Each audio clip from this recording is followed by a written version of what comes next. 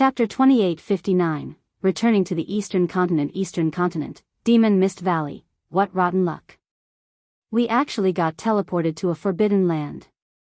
Crimson Witch frowned as she observed the faint red mist surrounding her. Divine Tribe had conducted a thorough investigation into the forbidden lands on both continents. This was because these locations were incredibly dangerous. Current players couldn't visit them. Moreover, players would first have to exit the forbidden land before they could teleport out of the map. After players entered level 100+ maps, it was found that these maps possessed plenty of spatial tears and random teleportation points. Any one of these traps had a high chance of teleporting players to dangerous locations like forbidden lands. Hence, to reduce the chances of their important combatants dying after getting teleported forcibly to a forbidden land, the superpowers investigated the various forbidden lands and provided this information to their members. The Demon Mist Valley was one of the better-known forbidden lands on the eastern continent. The reason for its fame was the red mist shrouding the map all year round. Anyone who entered this place, even Tier 48, would have their physique and senses heavily suppressed, unable to exert even half of their normal combat power. In addition, the monsters in the Demon Mist Valley possessed incredibly powerful defense and magic resistance. The weakest monster here was a level 130 Great Lord. There were also plenty of mythic monsters and even superior mythic monsters. Even Tier 4 experts would have a very low chance of survival if they got sent to this forbidden land unprepared. Hence, the various superpowers had placed particularly great importance on the Demon Mist Valley. Our luck isn't all that bad. At least we didn't get sent to the central region. We're only at the boundary between the inner and outer regions, McCaffrey, the Silver Lion Legion's vice commander, said after checking his map. Pointing at the valley in the forest in front, he continued, we should reach the outer region in 3 hours if we head in that direction. The Demon Mist Valley did not just prevent teleportation, but its red mist also prevented Tier 4 players from flying. In fact, even flying mounts could only walk here. Guild leader Black Flame, let us hurry out of here. We'll get surrounded by monsters if we stay for too long. At that time, leaving the Demon Mist Valley will become even more troublesome, Phythalia suggested as she looked at Feng. Although the red mist heavily suppressed players' perception, the monsters inside the Demon Mist Valley were unaffected. Hence, monsters would almost always notice players before players detected them. In addition, now that monsters in God's domain had gained self-awareness and greater intelligence, they would almost always ambush players in packs.o. Not to mention, their group was currently in the Demon Mist Valley's inner region. According to Divine Tribe's research, the chances of a superior mythic monster appearing here was quite high. Quite a number of mythic monsters also roamed the area. If their group caused a huge commotion, it could easily attract a pack of mythic monsters. Even for Tier 4 players like themselves, fighting multiple mythic monsters was very dangerous. Sure. Feng nodded. After arriving in the Demon Mist Valley, he had already spread his senses. Despite his perception getting suppressed to just a 2,000-yard radius, he still managed to discover 2 mythic monsters and more than 30 level 140+ Grand Lords. It would indeed be very troublesome if their small group had to fight against all these monsters. Following this, the group of 4 made their way into the valley under Feng's lead. Now that Feng's concentration had reached the Tier 5 standard and his control over mana had achieved world creation, even after walking through the valley for over an hour, the 4 did not come across a single battle. This situation confused Phythalia and the others, and they could only assume that an army of players had cleared this valley recently. However, as the group approached the outer region, the density of the monsters in the area also increased. Although Feng had a perception range of 2,000 yards, he still had greater difficulty finding a safe route to travel.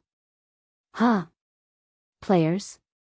Suddenly, Feng detected strong mana fluctuations coming from a forest some distance ahead, indicating a battle taking place there. After advancing a little more, the group even began hearing sounds of battle. Shortly after hearing the noise, the group saw a level 145 superior mythic ranked 4-winged feathered dragon rising from the forest 1,000 yards away. The feathered dragon then used a breath attack, turning the forest within a 500-yard radius into ash. Along with the destruction of a portion of the forest, 3 figures, 1 female and 2 males, entered the sight of Feng's group. These 3 players were all Tier 4 players. Feng even recognized 2 of them.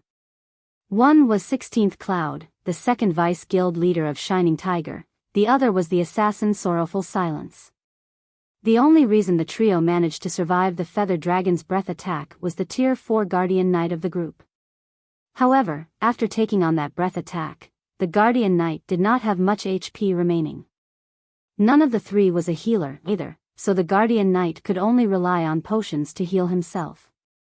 Evidently, it wouldn't be long before they fell to the superior mythic monster. Damn it. To think we'll actually die here. 16th Cloud, who wielded a crimson staff, glared at the 4-winged feathered dragon's 60-meter-long frame with inevitable frustration. That's right. We should have fought those people outside instead. It would be much better than getting killed by this monster, Sorrowful Silence said, nodding in agreement. There's no helping it. Who would have thought we would encounter such a monster as soon as we ducked into the inner region? 16th Cloud said with a bitter smile. I guess fate really wants us dead. They had gone to great lengths to escape the outer world experts' pursuit, running all the way from the Demon Mist Valley's outer region to the inner region. Originally, they thought they could lose those outer world experts after hiding in the inner region. They never imagined that a superior mythic monster might be guarding the border. The 4-winged feather dragon wasn't just a superior mythic monster. It was also the realm lord of this area. Even a 20-man Tier 4 team would have difficulty fighting it under normal circumstances, what more under the Demon Mist Valley's suppression. And worse, the feathered dragon could fly. There was no way to escape it. Players that encountered the feathered dragon had only 2 options, kill it or be killed by it. There was no third option. However, before 16th Cloud and Sorrowful Silence could continue their conversation, the feathered dragon flapped its 2 sets of wings, sending countless wind blades at the 3 players. The boss did not give the trio a chance to catch a breather. Upon seeing the approaching wind blades, 16th Cloud swung her crimson staff, instantly raising a wall of flames in front of the 3. The wall of flames rose over 100 meters, blocking all the oncoming wind blades. And once the flames stopped the attacks, they transformed into a phoenix that flew toward the feathered dragon. Tier 4 Curse, Phoenix Flame. Phoenix Flame was actually a Tier 4 offensive curse. However, 16th Cloud not only utilized it as if it were a defensive curse but even switched it to offense afterward. Her mastery of this Tier 4 curse was simply superb. However, just as the phoenix was about to devour the feathered dragon, the latter suddenly let loose a deafening roar. Immediately afterward, the flames making up the phoenix got extinguished one after another. The phoenix eventually disappeared before it could reach the feathered dragon's body. Mana Annihilation. 16th Cloud was thunderstruck when she saw the flames disappearing, her mind unable to accept this situation. If the flames had merely failed to damage the feathered dragon because they lacked power, she would still be able to understand it. However, as she held full control over the flames, she could tell that the flames hadn't died naturally. Instead, they got extinguished because the mana used to create and fuel them had been annihilated. How can a boss hold such a skill? This is cheating. Sorrowful Silence fell into despair as he looked at the feathered dragon. Although he didn't know the exact details of the situation because he wasn't the creator of those flames, he could tell that those flames had died due to mana annihilation. In other words, all spells would be a joke in front of the feathered dragon. Moreover, as an inferior dragon, the 4-winged feathered dragon possessed incredible defense. If magical attacks were ineffective against it, it would be a nigh-invincible existence. After destroying 16th Cloud's curse, the feathered dragon flapped its wings and sent wind blades at the 3 players once more. It seems this is the end for us. Looking at the innumerable oncoming wind blades, 16th Cloud could only shrug helplessly and wait for death to claim her. Originally, she had hoped her Tier 4 curse would heavily injure the feathered dragon, creating an opportunity for their party to escape. However, let alone heavily injuring the feathered dragon, she couldn't even damage it. In front of an inferior dragon capable of using mana annihilation, an elementalist like herself was nothing but a joke. She was of no threat to it at all. Yet, just as the countless wind blades were about to strike 16th Cloud and the others, a magic barrier suddenly emerged from the ground before them. The barrier stopped the wind blades, releasing the trio from death's grip. Crystalline barrier? When 16th Cloud saw the shattered magic barrier in front of her, she immediately recognized the Tier 4 spell used to create it. With his keen eyes, Sorrowful Silence quickly noticed some figures emerging from the distant forest. Vice Guild Leader, there are people coming from over there. At Sorrowful Silence's words, 16th Cloud promptly turned toward the direction he indicated. Read latest chapters at Wuxia World. What entered her vision were 4 people, 2 male and 2 females, emerging from the forest roughly 500 yards away. It was evident that these 4 people were responsible for the Tier 4 defensive spell that had saved their party. Black Flame? When 16th Cloud saw one of the cloaked men of the group, she couldn't help her surprise. She had met with the man known as Black Flame once before, when negotiating with Zero Wing for partnership on behalf of Shining Tiger. However, after that event, she had paid very little attention to Zero Wing, focusing it all on developing Shining Tiger's forces in the Glory Empire. If not for Feng having accomplished astonishing feats that shook the entirety of God's domain, she would have long since forgotten his appearance. Chapter 2860, Eastern Continent Situation. 16th Cloud and the others noticed the 3 people moving behind Feng and were stunned when they saw the faces of these 3 people. No way. Commander Phythalia of Divine Tribe's Divine Him Legion is here. Isn't Divine Tribe active only on the Western Continent? She's not here alone. Even the Silver Lion Legion's Vice Commander McCaffrey and Divine Tribe's Crimson Witch are here. Both of them are Divine Tribe's top combatants. Crimson Witch is probably the one who helped us just now. Why did they come here all of a sudden? Although Divine Tribe wasn't famous on the Eastern Continent, it was very well known on the Western Continent. The guild's development had even skyrocketed recently, and it was now in existence close to rivaling the 5 great super guilds. Naturally, Divine Tribe was many times stronger than a recently established superpower like Shining Tiger. Yet, 3 of Divine Tribe's top combatants were now here. With the ability of these 3 people, they could normally preside over the guild affairs on their own. Having the 3 of them together was akin to Divine Tribe having its trump card legion stroll down the street of a city. Unless Divine Tribe was planning an important operation, such an action would be a complete waste of manpower. However, before 16th Cloud and the others could recover from their surprise, Phythalia and McCaffrey suddenly appeared beside the 4-winged feathered dragon. Phythalia promptly brandished her long sword and bombarded the Realm Lord with a rain of sword lights. As for McCaffrey, he raised his greatsword and stabbed it into the ground. Subsequently, massive greatswords emerged from the ground and stabbed at the airborne feathered dragon. Compared to the Shining Tiger trio, Phythalia and McCaffrey evidently had far superior control over mana. Their ordinary Tier 4 skills nearly rivaled Tier 5 skills in power. They also perfectly coordinated their attacks, such that the feathered dragon could only defend against the attack of one and had no choice but to take the attack of the other. Minus 31,654,215. Damage exceeding 30 million appeared above the feathered dragon's head, the attack provoking a pained cry from the superior mythic. Although this amount of damage was nothing compared to the feathered dragon's nearly 20 billion HP, 16th Cloud and the others couldn't even damage the Realm Lord. How strong. So, these are Divine Tribe's top combatants? 16th Cloud was astonished when she saw the combat prowess Phythalia and McCaffrey displayed. Although 16th Cloud recognized that she still couldn't rank at the very top of God's domain in terms of combat power, she was still a domain realm Tier 4 expert. She was also fully equipped with epic equipment. Yet, compared to Phythalia and McCaffrey, she still had a long way to go before reaching the top of God's domain.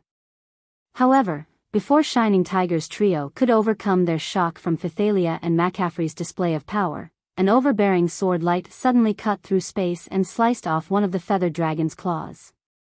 The attack wrenched an agonized shriek from the feathered dragon, and its HP instantly plunged by more than 100 million. The horrified feathered dragon immediately flapped its wings and fled the scene like a powerful storm, not daring to remain for even a moment longer. The feathered dragon was much faster than the average Tier 4 flying mount. Upon seeing this scene, 16th Cloud and the others reflexively turned toward the origin of the sword light with stunned looks on their faces. This was because the origin of this sword light was none other than Feng. Currently, he radiated a mana so dense that it was liquid. How is this possible? 16th Cloud gaped in shock at Feng. Not only did Feng scare a superior mythic-ranked realm lord away with one attack, but the strength of his mana was simply unbelievable. The density of his mana was something she had seen radiating from only Tier 5 NPCs. However, while the information Shining Tiger obtained said that Feng was indeed powerful to the point where he could slay Tier 4 NPCs, it did not say that he was this powerful. The attack Feng had used to scare the feathered dragon away wasn't a skill because the attack did not create any mana fluctuations whatsoever. It was an ordinary attack executed with a combat technique. Meanwhile, seeing the feathered dragon fly away left Feng feeling a little frustrated. How unfortunate. The demon Mist Valley's restraint prevented even him from flying. Hence, if a flying monster fled from him, he had no way of catching up. Not to mention, the four-winged feathered dragon was even a realm lord. This was why players had an incredibly difficult time killing mythic monsters or above in forbidden lands that prevented flight. After all, the majority of the mythic monsters in forbidden lands could fly. Unless players prepared an ambush beforehand, they could, at most, repel mythic monsters but not kill them. Are you three alright? After seeing the feathered dragon flying into the distance, Feng approached 16th Cloud's group and asked curiously, "This isn't a place ordinary Tier 4s can visit. Why did you come here?" Unlike the ruined mountain range, which was a forbidden land only for humans, the Demon Mist Valley was a forbidden land for all life, much more dangerous than the ruined mountain range. Tier 4 players traveling alone or in a small group could only explore the valley's outer region, at most. Normally, if players wished to enter the Demon Mist Valley's inner region, they needed a team of 20 Tier 4 players at the very least. Meanwhile, 16th Cloud's group only had 3 people. Entering the valley's inner region was a death sentence for them. "You misunderstand us, Guild Leader Black Flame. If possible, we wouldn't have chosen to enter this place either," 16th Cloud replied with a bitter smile. "The 3 of us entered this place because we had no other choice. Otherwise, the Outer World Tier 4 experts chasing us would have long since killed us." She was both Shining Tiger's second vice guild leader and a Tier 4 domain realm expert. If it were a month ago, nobody would believe her if she told them that other players were hunting her and had even driven her into a desperate situation. In fact, if 16th Cloud had come across such a situation, she definitely wouldn't tell anyone about it. Now, however, 16th Cloud did not mind revealing this matter to an outsider at all. She also didn't find it damaging to her self-esteem. On the contrary, she even felt proud about the situation. "The 3 of you were actually cornered? Is the Eastern Continent's situation that bad?" Feng was surprised by 16th Cloud's words. In his previous life, Tier 4 experts remained existences that could not be underestimated, even 10 years after God's Domain's launch. Even superpowers with Tier 5 and Tier 6 experts wouldn't have an easy time targeting and hunting down Tier 4 experts keen on escaping. After all, there were simply far too few experts in God's Domain capable of getting promoted to Tier 4, and the bare minimum requirement for players to participate in a hunt for Tier 4 players was to be Tier 4 themselves. Otherwise, they wouldn't be able to catch up with and surround the targeted Tier 4 player at all. And while Tier 5 and Tier 6 experts were indeed capable of overpowering Tier 4 experts in a head-on fight, they had to track down their target first before they could do anything. Hence, even for the various superpowers, hunting down Tier 4 experts was a headache. Yet, 16th Cloud's group of 3 Tier 4 experts was actually getting hunted. This told Feng that the eastern continent was in far direr straits than what Divine Tribe's report described. Guild leader Black Flame, you must have been away from the eastern continent during this period, right? 16th Cloud wasn't particularly surprised by Feng's question. Without withholding any information, she replied, a few days ago, another 10 or so outer-world superpowers arrived on the eastern continent. One of these superpowers is incredibly strong, probably on the level of the 5 great super guilds. This superpower has many tier 4s, as well as tier 3 experts that exhibit combat power at the tier 4 standard. Because of this superpower's appearance, the originally stable situation on the eastern continent changed instantly. Previously, the tier 4 experts of the eastern continent's superpowers could still roam the Demon Mist Valley's outer region. Now, however, let alone grinding peacefully in the outer region, we'd be fortunate not to get hunted by those outer world experts. Previously, there had indeed been a huge difference between the eastern continent's superpowers and the outer world's superpowers. However, it wasn't as if the eastern continent's superpowers were utterly helpless to fight back. After all, even in the outer world, reaching tier 4 wasn't easy. As a result, the outer world's superpowers did not have many tier 4 players under their command either. However, after that superpower showed up, the outer world's forces suddenly gained a slew of tier 4 combatants. This instantly shattered the balance between the two sides and placed native tier 4 experts like herself at an absolute disadvantage. Almost all of the eastern continent's resource-rich maps had already become the backyard of those outer world players, and trying to level up in these maps was now a monumental challenge for native players.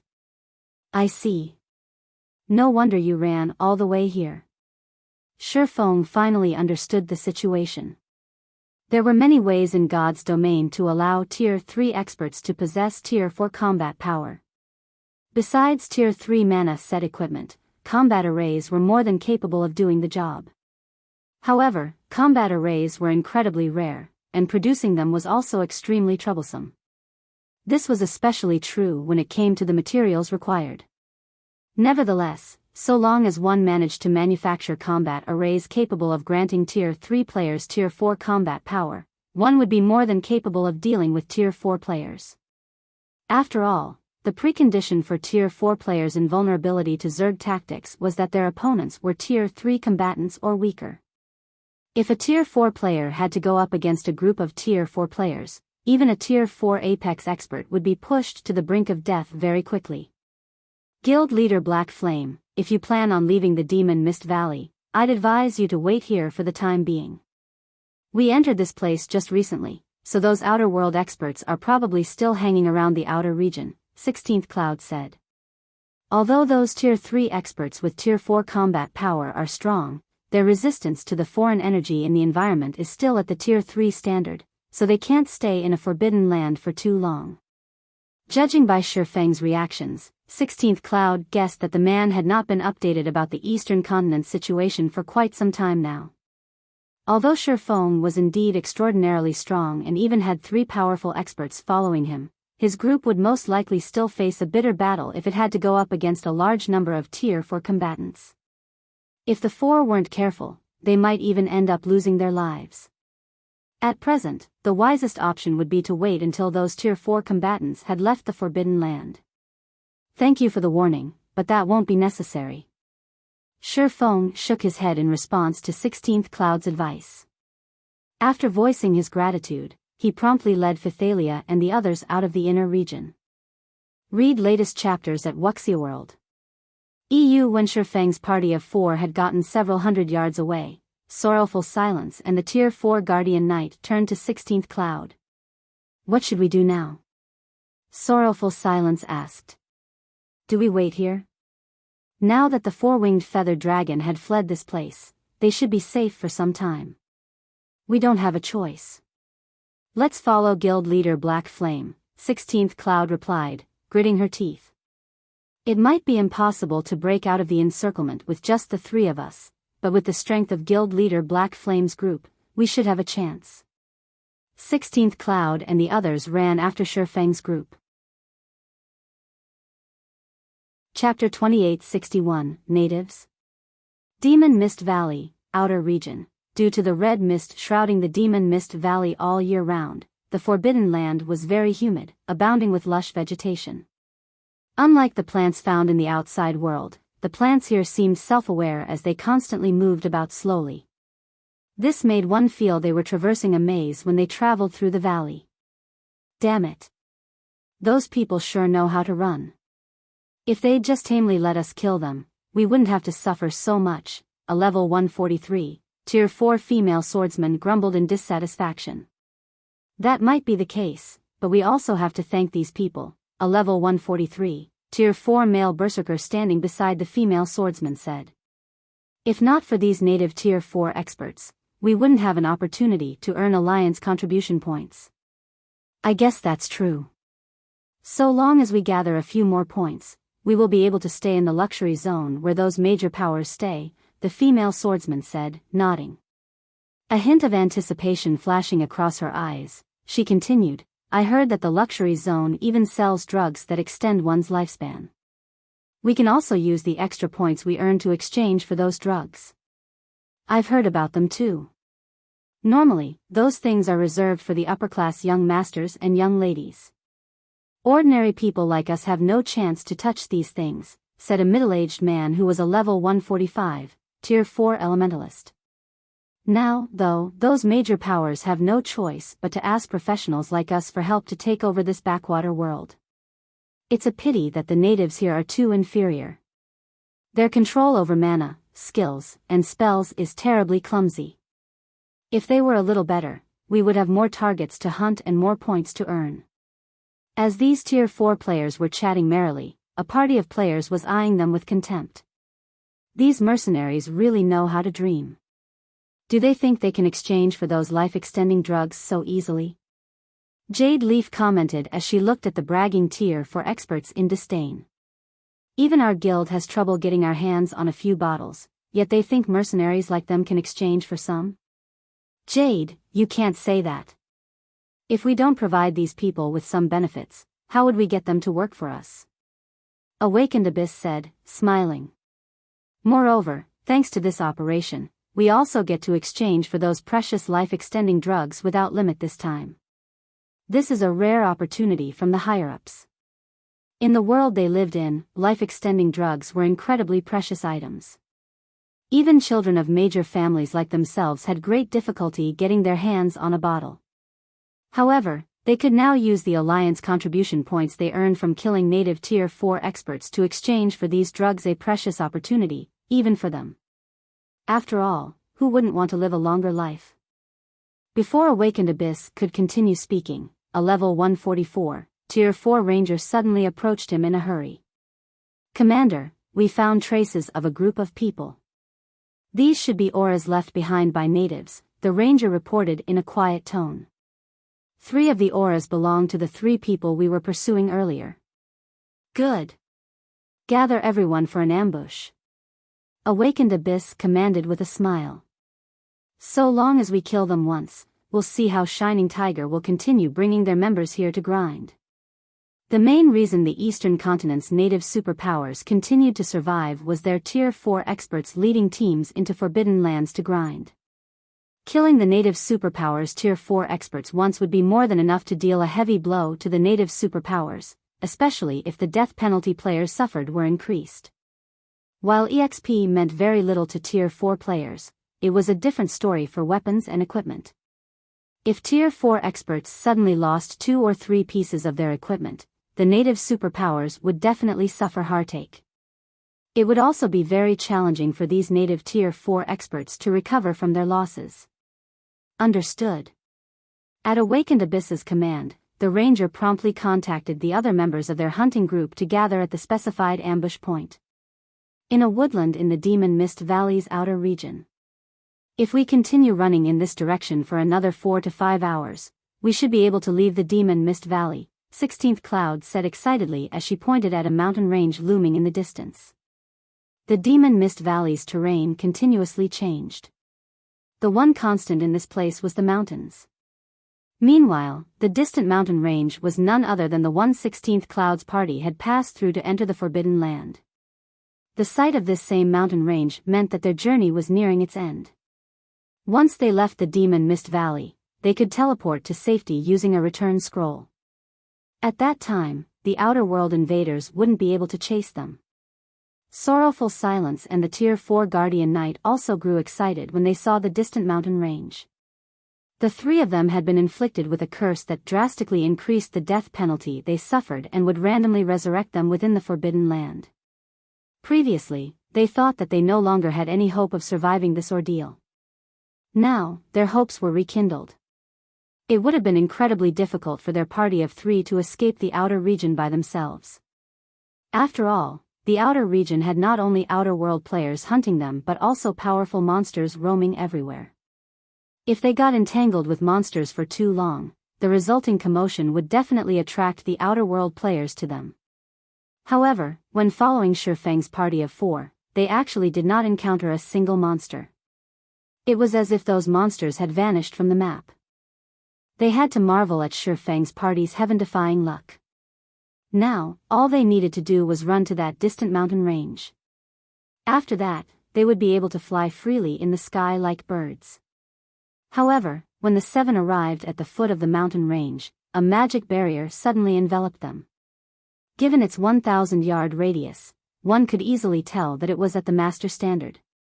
Even superior mythic monsters would have difficulty breaking out of it. Not good. We got fooled. 16th Cloud's complexion paled when she saw the barrier forming. She had thought that they had already shaken off the outer world players' pursuit. Evidently, these outerworlders had simply waited for them to throw themselves into this trap. With this area sealed with a master magic barrier, they had no hope of escaping whatsoever. Just then, a savage and brawny level 145 man emerged from the forest in front of Feng's group and said with a sadistic look, "You people have made me wait for a very long time. Let's see how you get out of this situation now." The last time his hunting group had come across Shining Tiger's party, it should have succeeded in annihilating the trio. However, the instant 16th Cloud noticed the ambush, she had decisively fled with her party before his hunting group could trap them with a barrier.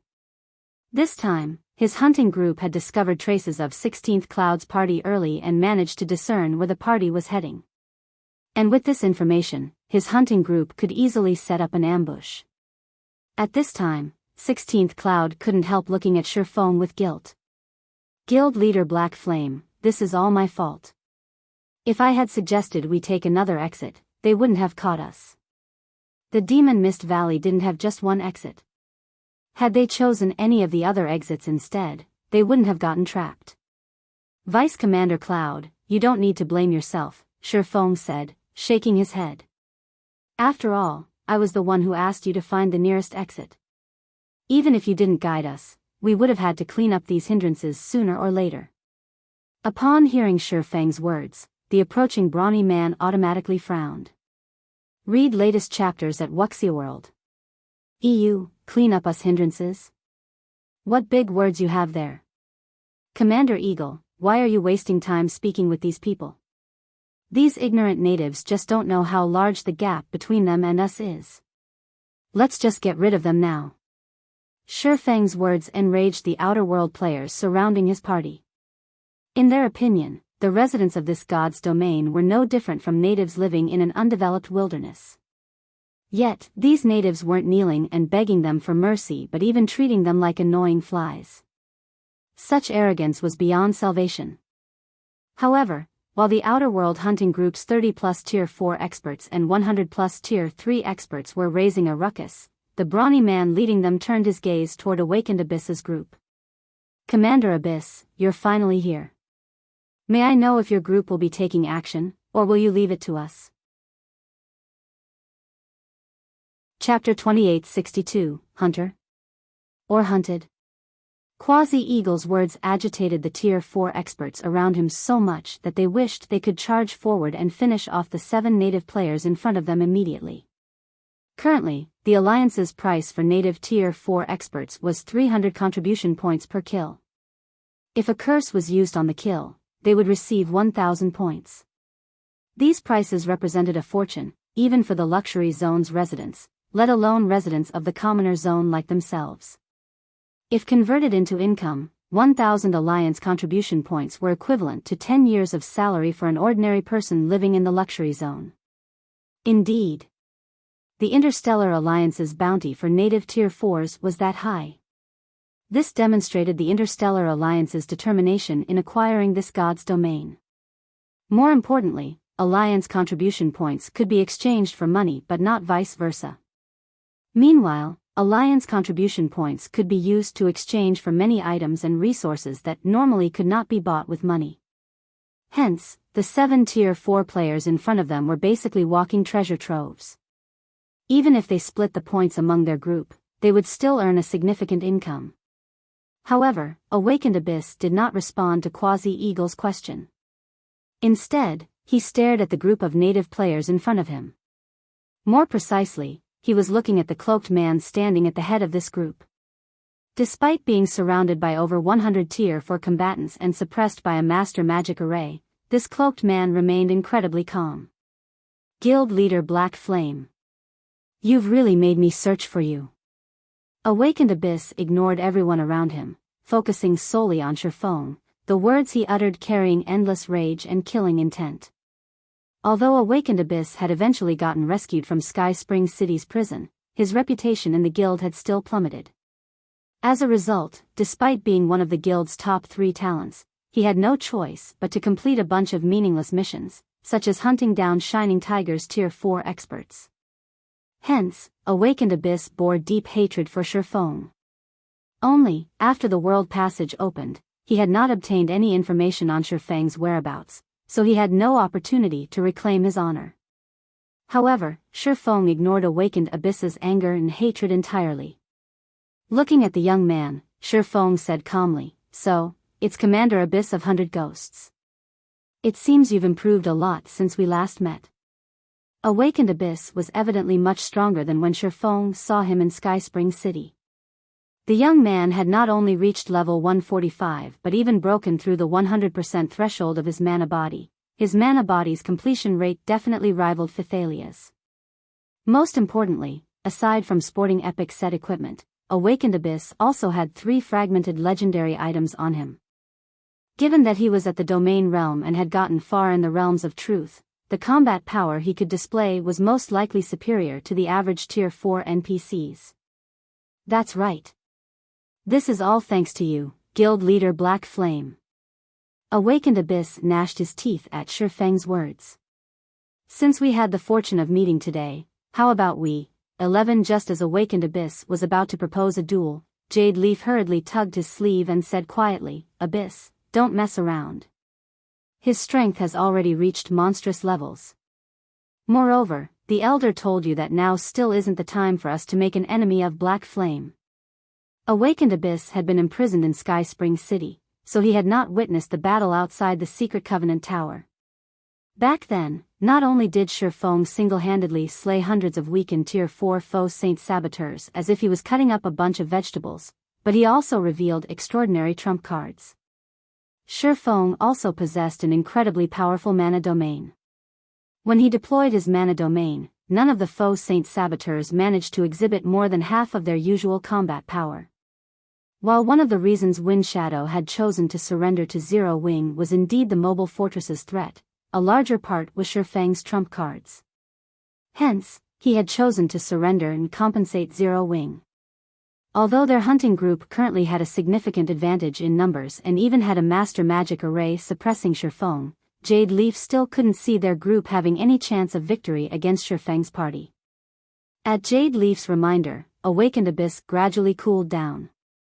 "I know." Although Awakened Abyss wanted nothing more than to kill Feng right now, his circumstances were no longer the same as before. He could no longer afford to act willfully. Take Jade Leaf, for example. In addition to protecting him, she was also tasked with supervising him.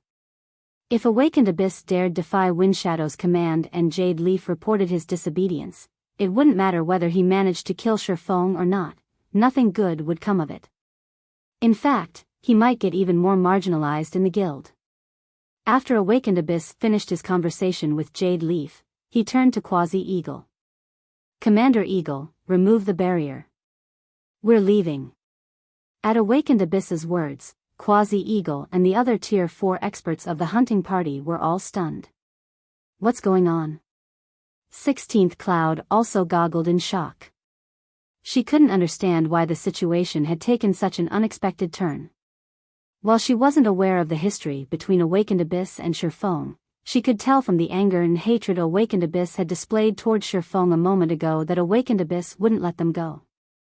In fact, it was already incredible that Awakened Abyss did not take action immediately.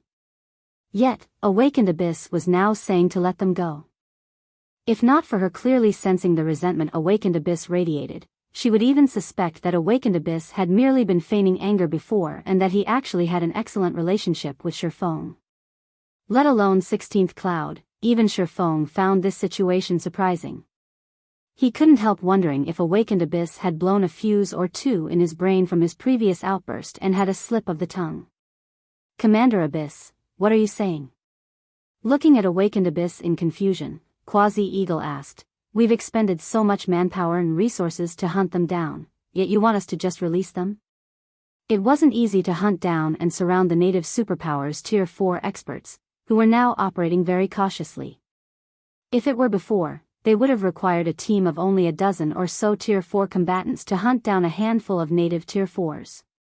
Now, they needed to mobilize over 100 Tier 4 combatants just for 3 of Shining Tiger's Tier 4 experts. Since their hunting group had surrounded 7 Tier 4 experts, for more than expected, they would make a fortune if they simply finished the job. Yet, Awakened Abyss was telling them to let these Tier 4 experts go. For a moment, Quasi-Eagle suspected that Awakened Abyss had gone crazy. In response, Awakened Abyss clenched his fists and repeated, yes, let them go. 16th Cloud and her 2 guildmates heaved a deep sigh of relief at Awakened Abyss's affirmation. Although they didn't know why such a situation was happening or who exactly Awakened Abyss was, Awakened Abyss appeared to be the leader of this hunting group. And since the leader had spoken, her party should be safe. However, contrary to the Shining Tiger trio's expectations, Quasi-Eagle, the mercenaries' leader, behaved as if he had not heard Awakened Abyss's command. He didn't call off his subordinates or remove the Master Magic Array. Sorry, but I cannot listen to your words, Commander Abyss. I don't know what kind of relationship you have with this guild leader Black Flame, but I need to take care of my brothers. We went to great lengths to trap these people in a barrier. If we let them go now, my brothers will have nothing to eat. Looking at Awakened Abyss, Quasi-Eagle smiled faintly and said, since you are unwilling to take action, we will do it instead.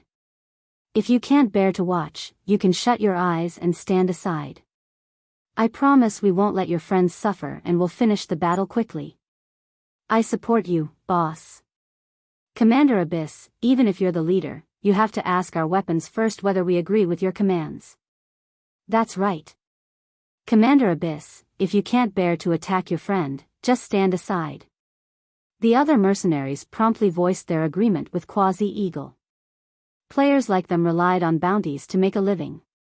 Now that they had found themselves a big catch, there was no way they would let their prey get away. When Awakened Abyss heard these mercenaries' words, he had an urge to puke blood. When did I become friends with Black Flame? Despite his anger at the mercenaries' comments, Awakened Abyss was actually delighted about this situation. In fact, he wished these mercenaries would blow up this situation even further. At that time, even if the higher-ups of his guild wanted to pin the blame on him, they couldn't. Although Awakened Abyss was slightly displeased that he wouldn't get revenge with his own hands, watching Feng get killed wasn't a bad option either. Jade Leaf, on the other hand, frowned at this sight. She never thought that these mercenaries would be so crazy. These mercenaries were treating a monster like Feng as an average Tier 4 expert under the command of the native superpowers. Instead of conducting detailed research on the man, the only thing they had in their minds was money. Jade, you saw it yourself. I tried to let him go, but these people aren't willing to do so. There's nothing I can do about this. Pretending to be angry, Awakened Abyss said, these mercenaries simply aren't treating me like their leader at all. That's why I've been saying that I'm not suited to leading these mercenaries. After this mission, you must talk to Elder Windshadow for me. Forget it. We're leaving. Jade Leaf couldn't be bothered with these mercenaries. The instructions of the guild's higher-ups were simple. They were to avoid making an enemy out of Zero Wing, no matter what, for the moment. However, since they had no control over these mercenaries, the higher-ups naturally couldn't blame them for negligence if the mercenaries acted on their own. Jade Leaf promptly drew 100 Ghosts' members aside, refusing to participate in this affair. Good. Seeing Jade Leaf moving away, Quasi-Eagle smiled and said, "Brothers, time to work. Make sure not to show too ugly of a scene to our dear Commander Abyss." The other mercenaries present laughed, all of them gazing at Feng's group with ill intentions. Read latest chapters at Wuxia World. EU friends, don't blame us for this. We're only doing this to make a living. For our sake, I'll have to trouble you to suffer a little bit. Quasi-Eagle said as he looked at Feng's group of 7, his eyes radiating killing intent. Trouble? Feng chuckled. It seems you people have made a mistake. Mistake? Quasi-Eagle eyed Feng strangely. What mistake? You've mistaken the roles of the hunter and the hunted in this situation. After saying so, Feng extended his mana domain, instantly enveloping a 2,000-yard radius in his mana and shattering the magic barrier trapping the 7. Chapter 2863, Peerless Overlord World Creation? How is this possible? 16th Cloud gaped in shock when she saw the magic barrier disappear and the pressure weighing down her body vanished. She simply couldn't bring herself to believe this situation. Even acquiring a mana domain was already tough for Tier 4 players. Anyone who managed to do so would become an absolute powerhouse among Tier 4 existences. Meanwhile, world creation was something even Tier 5 existences had difficulty achieving. Anyone who reached the world creation standard could create a small world of their own, which was much more powerful than a barrier created using a magic array. It was akin to a passive, large-scale magic barrier. What was even more amazing was that the owner of this small world could isolate enemies from the ambient mana. So long as the trapped enemies had yet to reach Tier 5 or the world creation standard or did not possess fragmented legendary items capable of countering a world creation mana domain, resisting the owner of the small world was impossible. In front of a world creation expert, Tier 4 experts were hardly any different from Tier 2 and Tier 3 players. They just had stronger basic attributes and physiques. Let alone 16th Cloud, even Awakened Abyss and Jade Leaf were stunned by this situation. How can he be at the world creation level already? Isn't he just a native? Awakened Abyss couldn't believe his eyes as he looked at Feng. Even in the gods' domain they came from, only experts standing at the apex of the world had reached the world creation standard, all of them old monsters belonging to the few transcendental powers. However, Feng's appearance indicated he was only 30, at most. Moreover, the god's domain he lived in was not only sparse in mana but also lacking in legacies. No matter how Awakened Abyss looked at it, there was no way anyone in this god's domain could achieve such strength at this stage of the game. So, this is his hidden strength? Jade Leaf was horrified by this revelation. Previously, when Windshadow told her that Feng was still hiding a lot of his strength and that they needed to be careful around him, she hadn't thought much of his warning. She had reminded Awakened Abyss to avoid clashing with Feng simply because she did not want to disobey Windshadow's orders. However, after Feng revealed his hidden strength, Jade Leaf found him much scarier than even Windshadow's predictions. The next moment, before Quasi-Eagle and the other mercenaries could snap out of their daze, Feng's Light of Two Worlds swung toward them. Tier 4 skill, Lightning Edge. Countless sword lights descended from the sky, creating a mesmerizing river of light. Quasi-Eagle and the other mercenaries indeed possessed combat power at the Tier 4 standard. Moreover, even the weakest Tier 3 expert among them was at the Refinement Realm standard. However, since they couldn't tap the ambient mana, none of the defensive maneuvers and life-saving skills they used could withstand Feng's attack. As a result, apart from Quasi-Eagle and a Tier 4 elementalist, both of whom had broken through the 100% threshold of their mana bodies, everyone else lost their lives to the sword lights. When the river of light disappeared, A ravine dozens of meters deep and nearly 1,000 meters long had formed in the forested region, with weapons and equipment strewn inside it. How is this possible? Quasi-Eagle, who had survived thanks to a Tier 4 defensive skill, was stupefied when he saw most of his team of more than 100 Tier 4 combatants wiped out. When he and the surviving elementalist looked at Feng again, they shuddered involuntarily, horror swamping their hearts. The two of them finally understood that what Feng had said earlier was true. From start to end, their team had merely been a bunch of clowns. They arrogantly thought of Feng's group as sheep for the slaughter, not knowing that they themselves were the actual sheep. World creation. No wonder Awakened Abyss conceded without hesitation. Quasi-Eagle smiled bitterly as he looked at Feng. The loss of levels was a small matter for Tier 4 players like them. However, the loss of weapons and equipment wasn't something that they could recover from easily.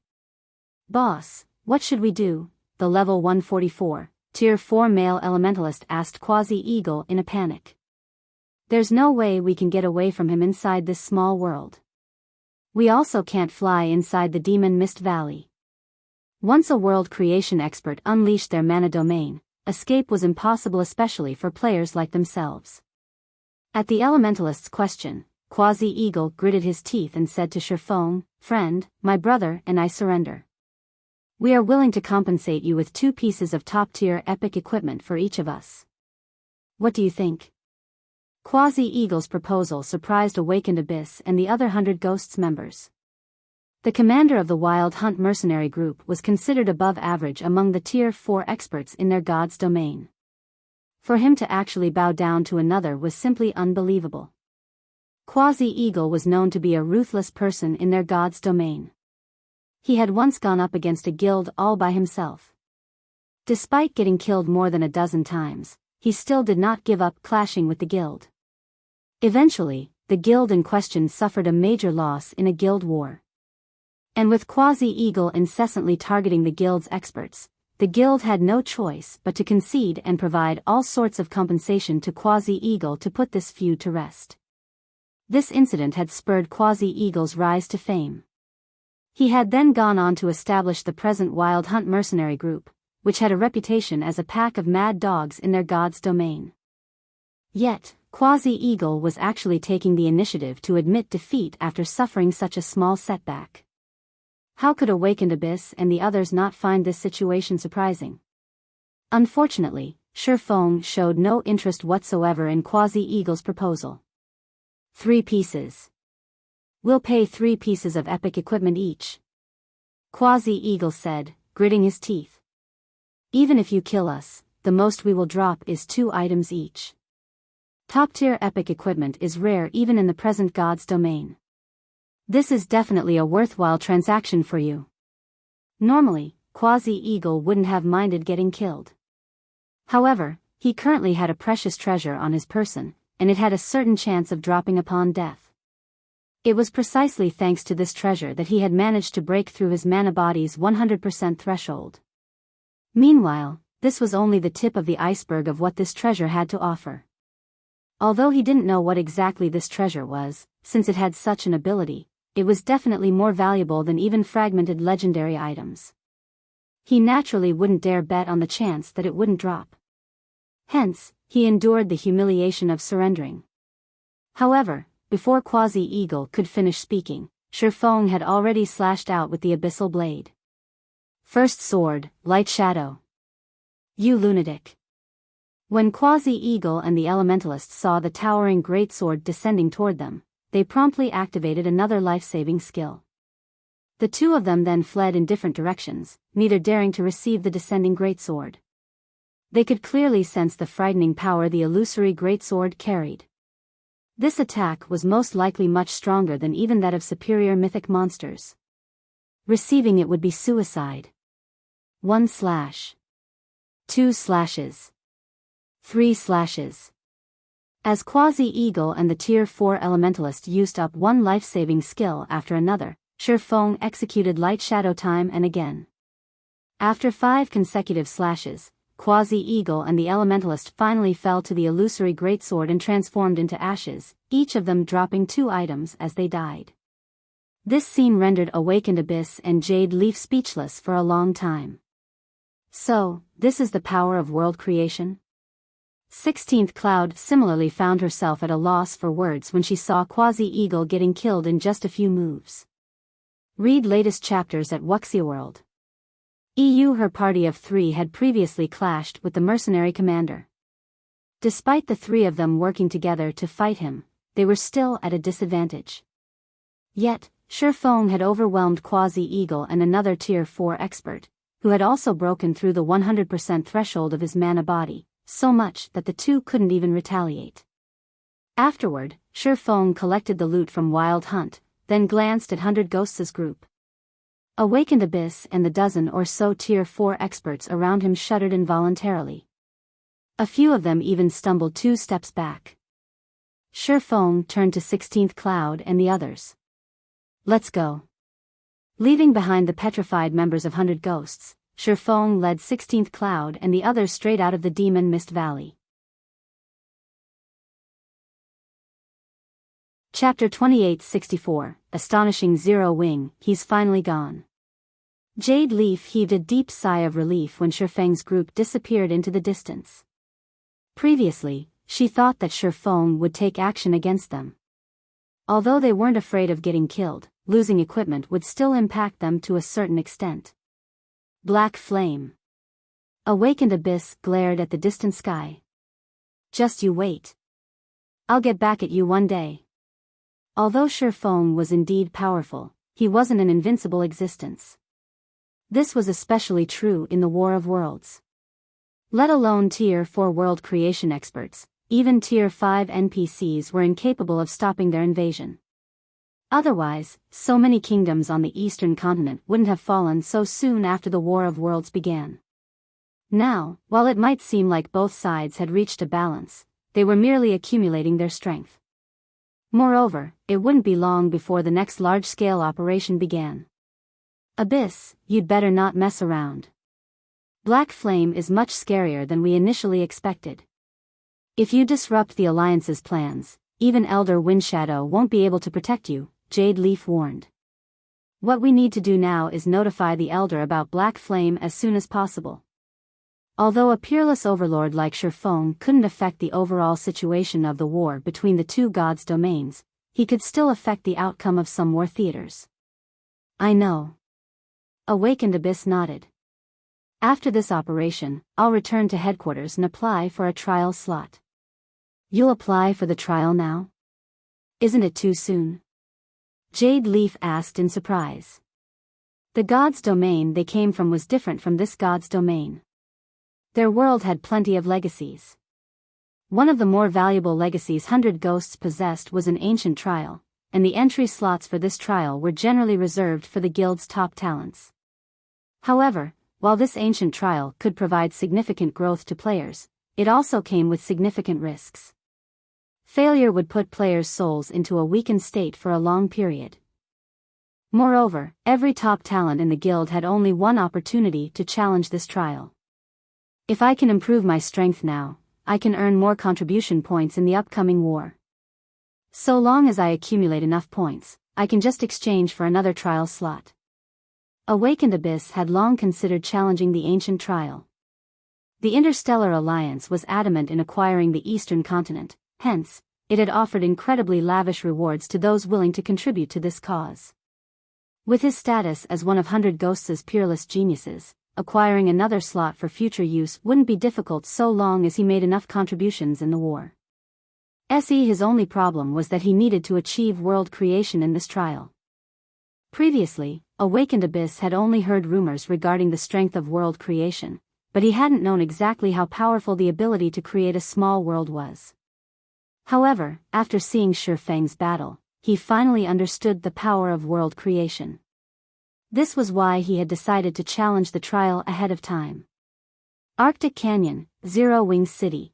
Several bright flashes appeared above the teleportation array inside Zero Wing City's teleportation hall as Feng's party of 7 teleported into the city. So, this is Zero Wing City? 16th Cloud was astonished when she arrived inside the teleportation hall. What incredibly dense mana. Although she had long since heard rumors that Zero Wing City's mana was extraordinary, she found that the city was even more amazing than the rumors had depicted it to be. Zero Wing City was bustling with people. All sorts of NPC merchants and NPC nobles were walking down the street outside the teleportation hall. She spotted even Tier 4 NPCs wandering the city. If not for her coming to Zero Wing City to sign a partnership contract with Zero Wing on behalf of Shining Tiger, she would have never realized that Zero Wing City was such an amazing place. Phythalia, McCaffrey, and Crimson Witch were also shocked by the city. Not only did Zero Wing City possess superior mana to the Starlight Fortresses, but its security standard was also incredible. There were even Tier 4 NPCs patrolling the city. Zero Wing City's security standard was something no other guild city in God's domain could even imagine having. While the various superpowers boasted Tier 4 NPCs of their own, these NPCs were personal guards the various superpowers nurtured. The superpowers treated every one of these NPCs as their most precious combatants, normally using them to defend entire towns or cities single-handedly. However, in Zero Wing City, Tier 4 NPCs were actually tasked with leading patrol squads. Moreover, there wasn't just one such patrol squad patrolling the city streets but many. The Tier 4 NPCs that were precious in the eyes of the various superpowers were no different from cabbages in Zero Wing City.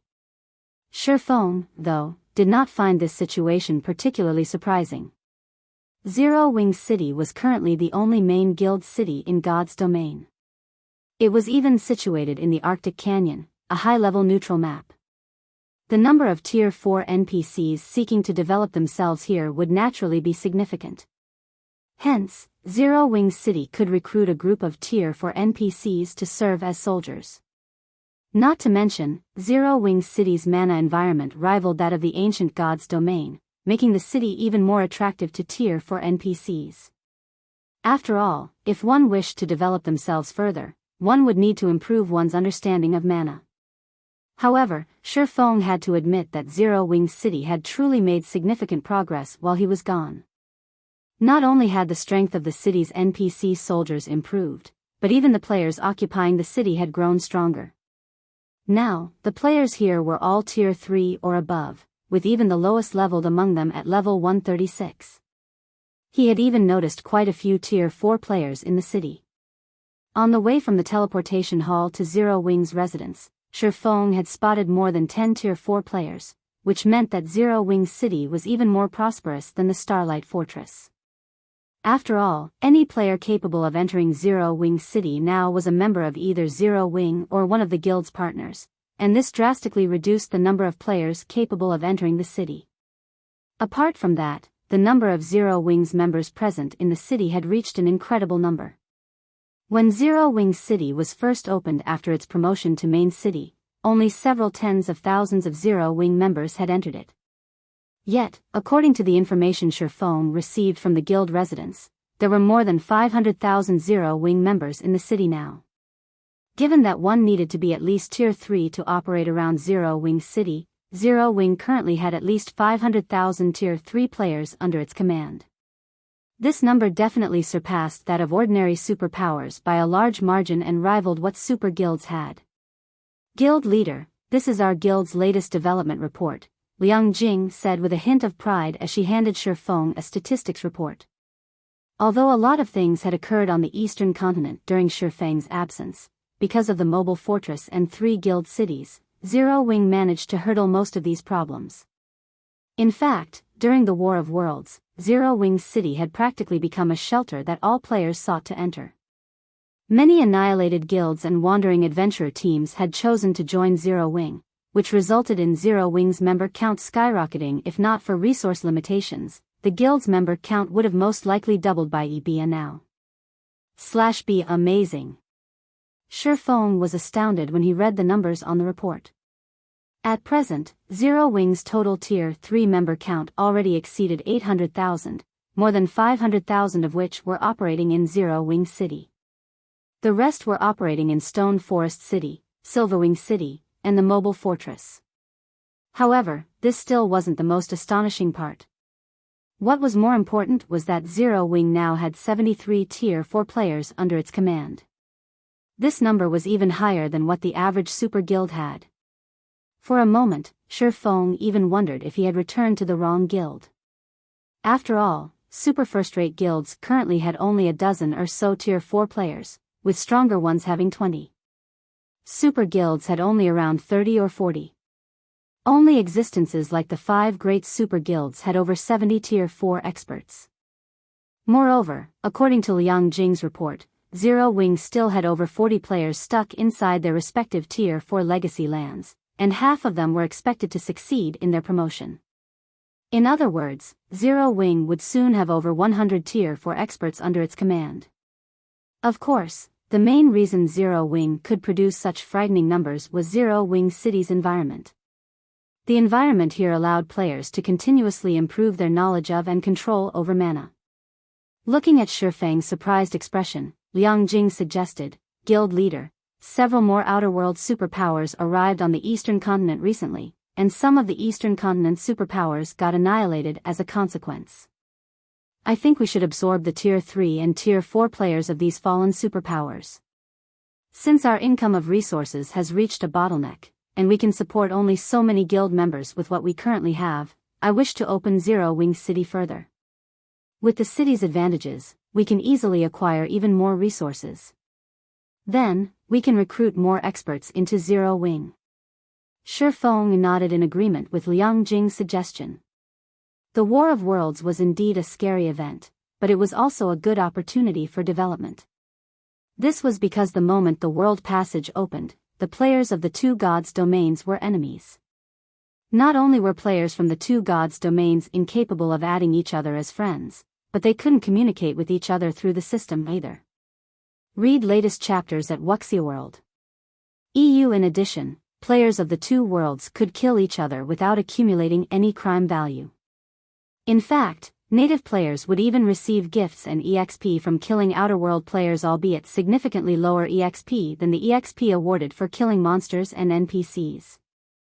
Most importantly, native players couldn't join outer-world guilds and vice versa. Hence, native forces were the only option available to members of fallen superpowers.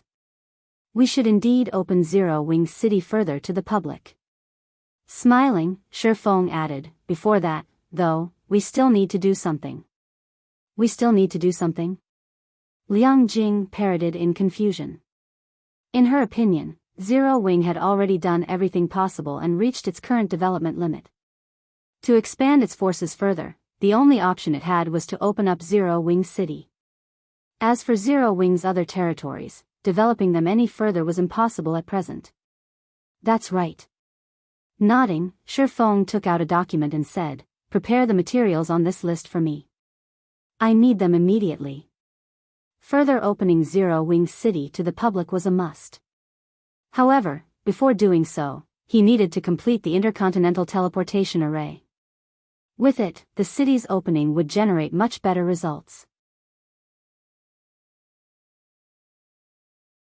Chapter 2865, Special Loot. After Liang Jing left the room to prepare the listed materials, Feng finally had time to sort through the loot from the outer world players. Even the weakest among Quasi-Eagle's group was a Tier 3 player with Tier 4 combat power, so they all possessed excellent equipment, especially those Tier 3 players. If he could gather a complete set of their equipment, he would be able to increase Zero Wing's number of Tier 4 combatants by 1. As Feng inspected the loot, he couldn't help feeling some awe at the outer world players' equipment. Every one of those Tier 3 experts was actually geared in Tier 3 mana set equipment. In the current God's domain, a full set could easily sell for over 10,000 gold. However, compared to the Tier 4 experts' loot, the Tier 3 experts' loot was inferior by a large margin. Even the worst item dropped by the Tier 4 outer world players was level 150 epic equipment. Some of them had even dropped parts of epic set equipment. Judging by the loot, Feng could say with certainty that these Tier 4 outer world players were using full sets of epic set equipment. Even the current Zero Wing didn't have epic set equipment. Setting aside how rare epic set equipment was, even if one found a way to obtain a set, one would still have to expend an incredible amount of time and manpower to acquire the full set.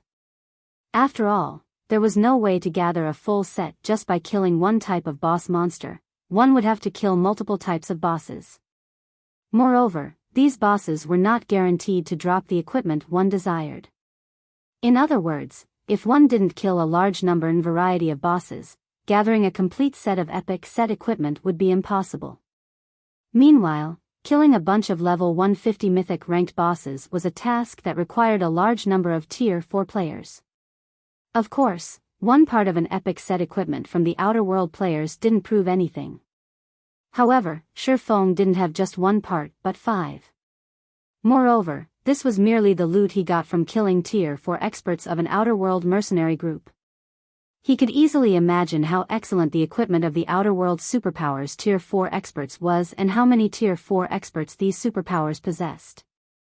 Otherwise, it would be impossible for a measly mercenary group to gather so much epic set equipment. No wonder the Eastern Continent's superpowers are powerless to retaliate. In terms of equipment standards alone, they are already behind by more than half a year.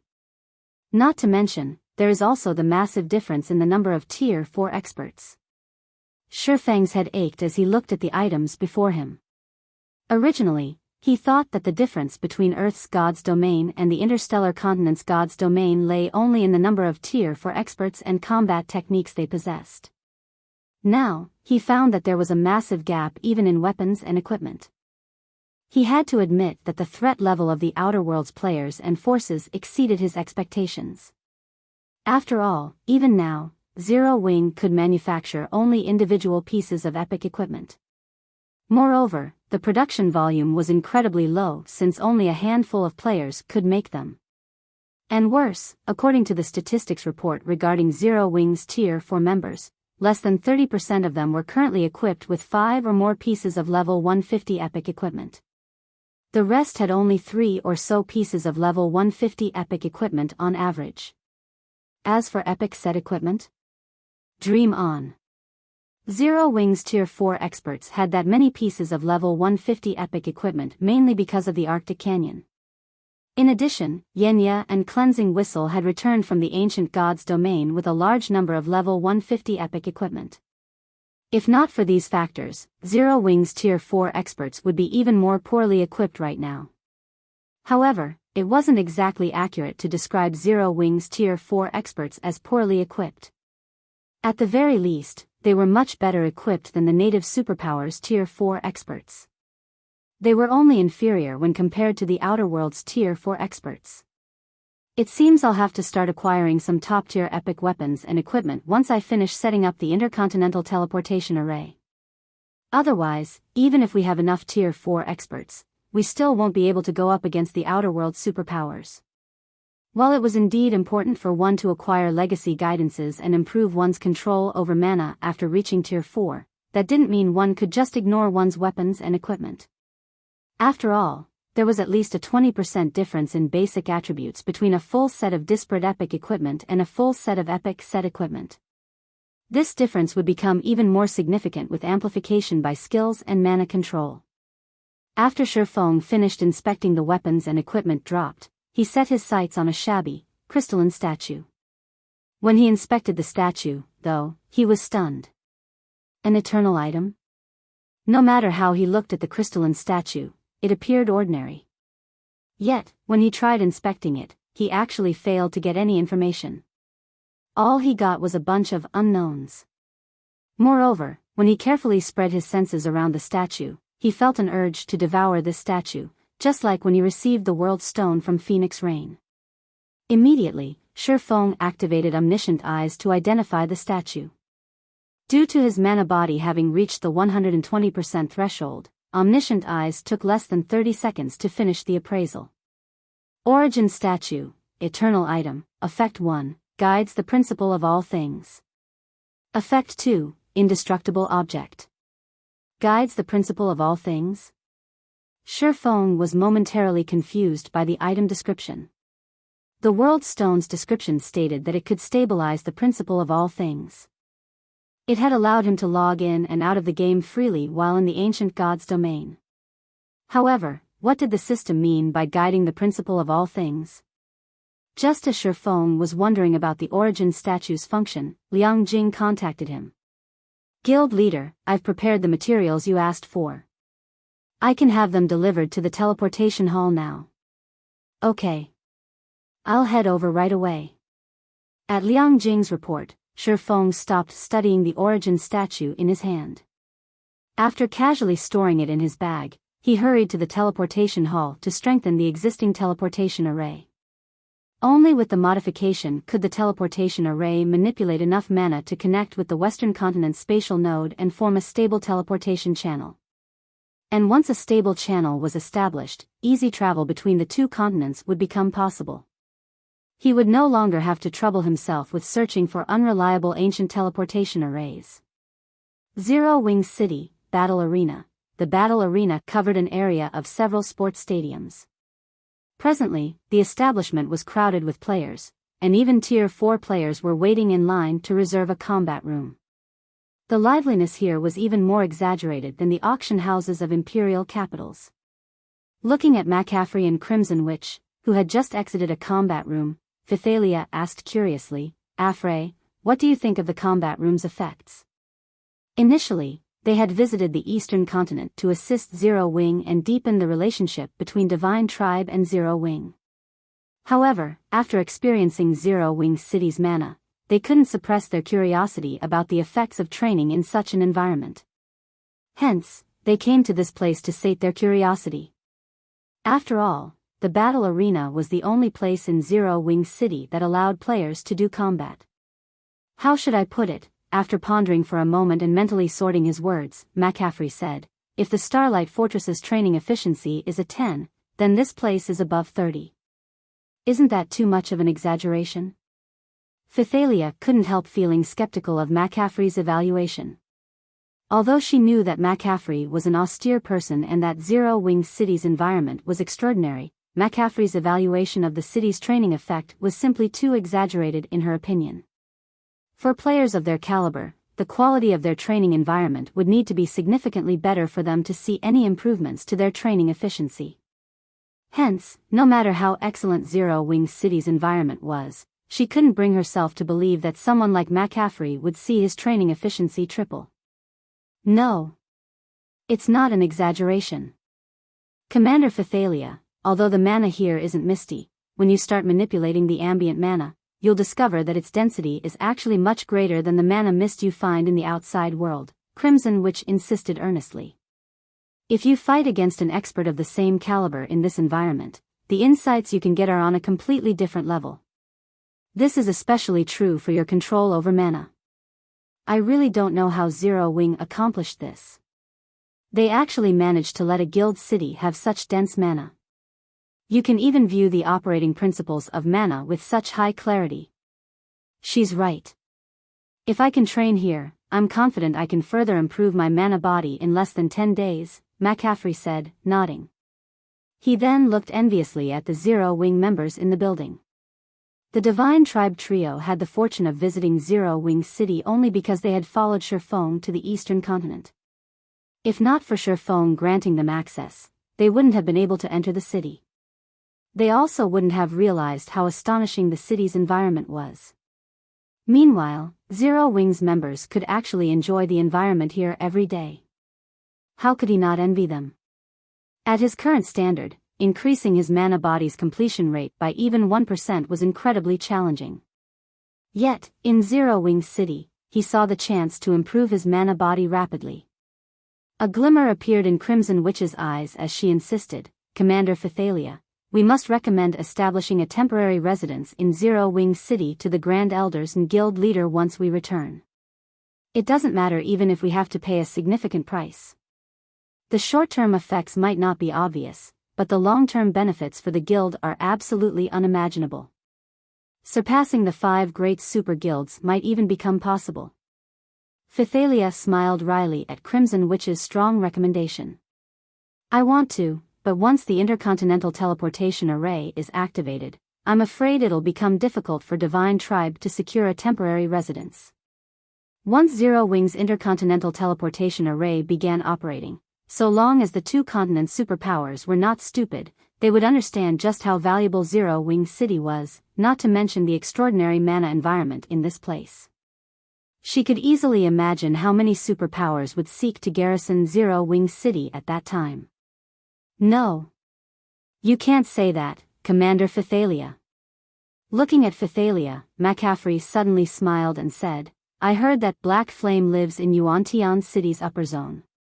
With your family's influence and connections, if you personally paid him a visit, wouldn't he agree to a partnership immediately?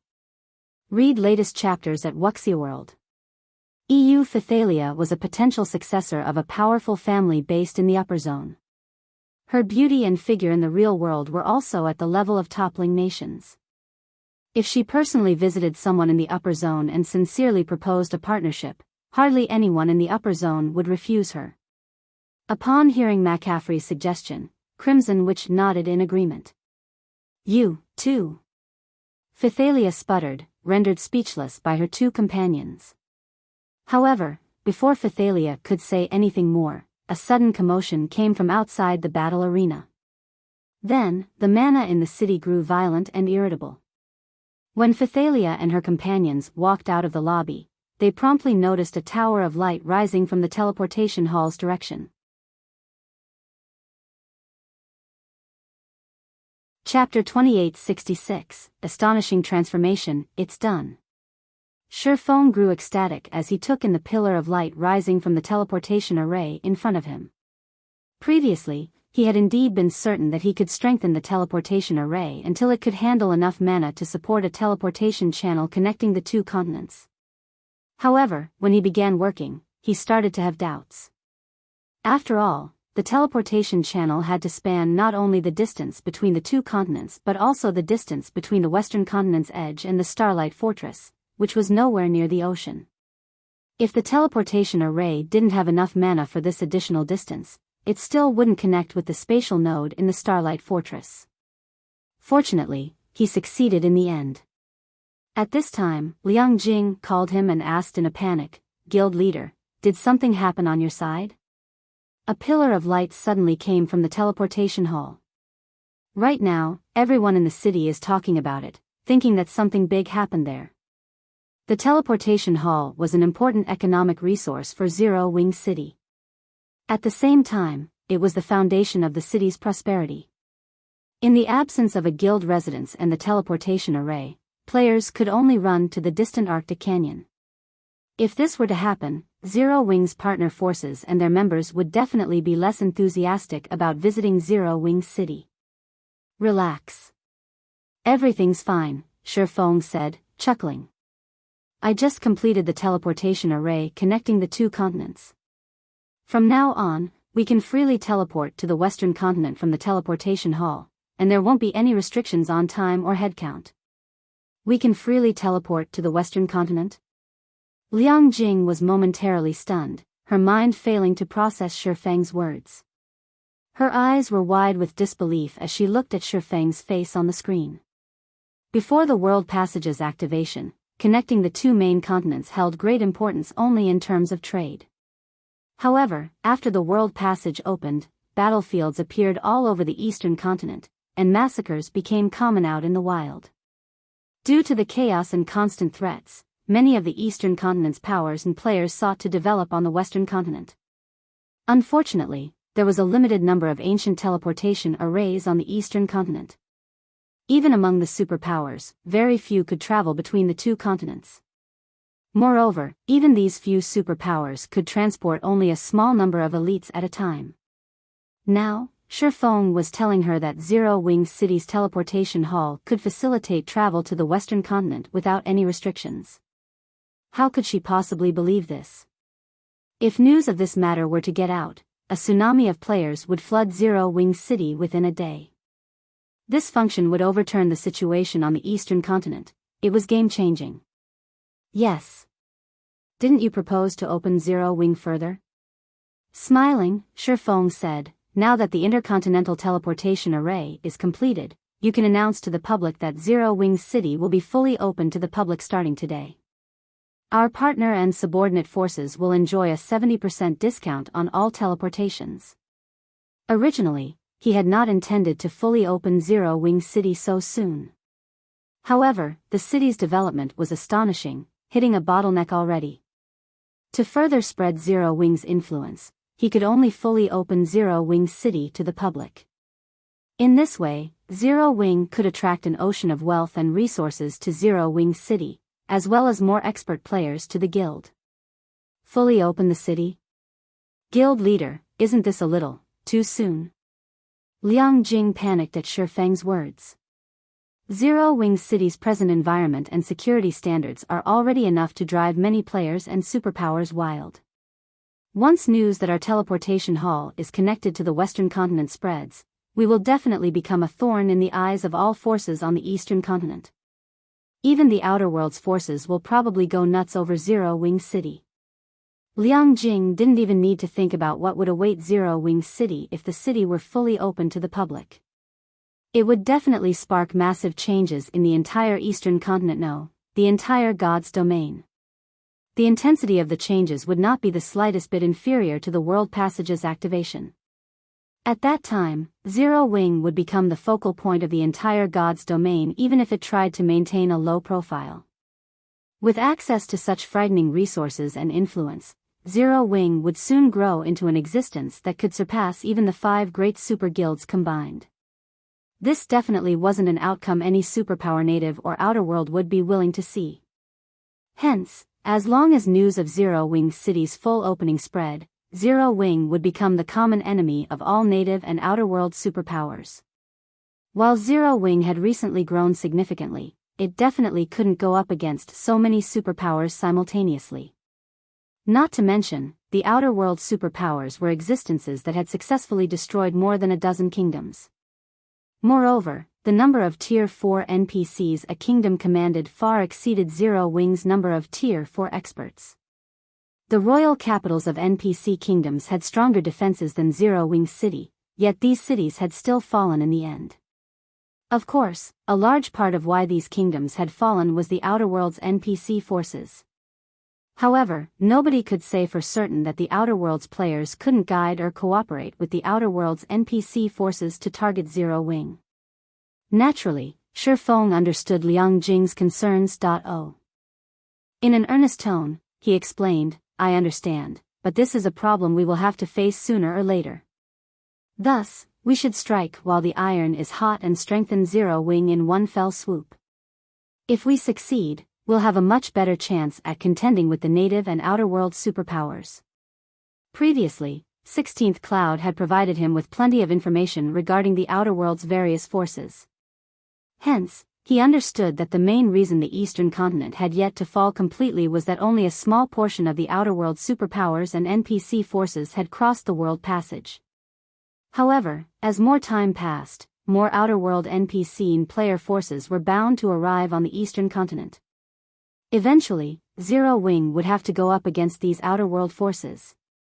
To put it simply, Zero Wing wasn't in a race against the various forces but against time.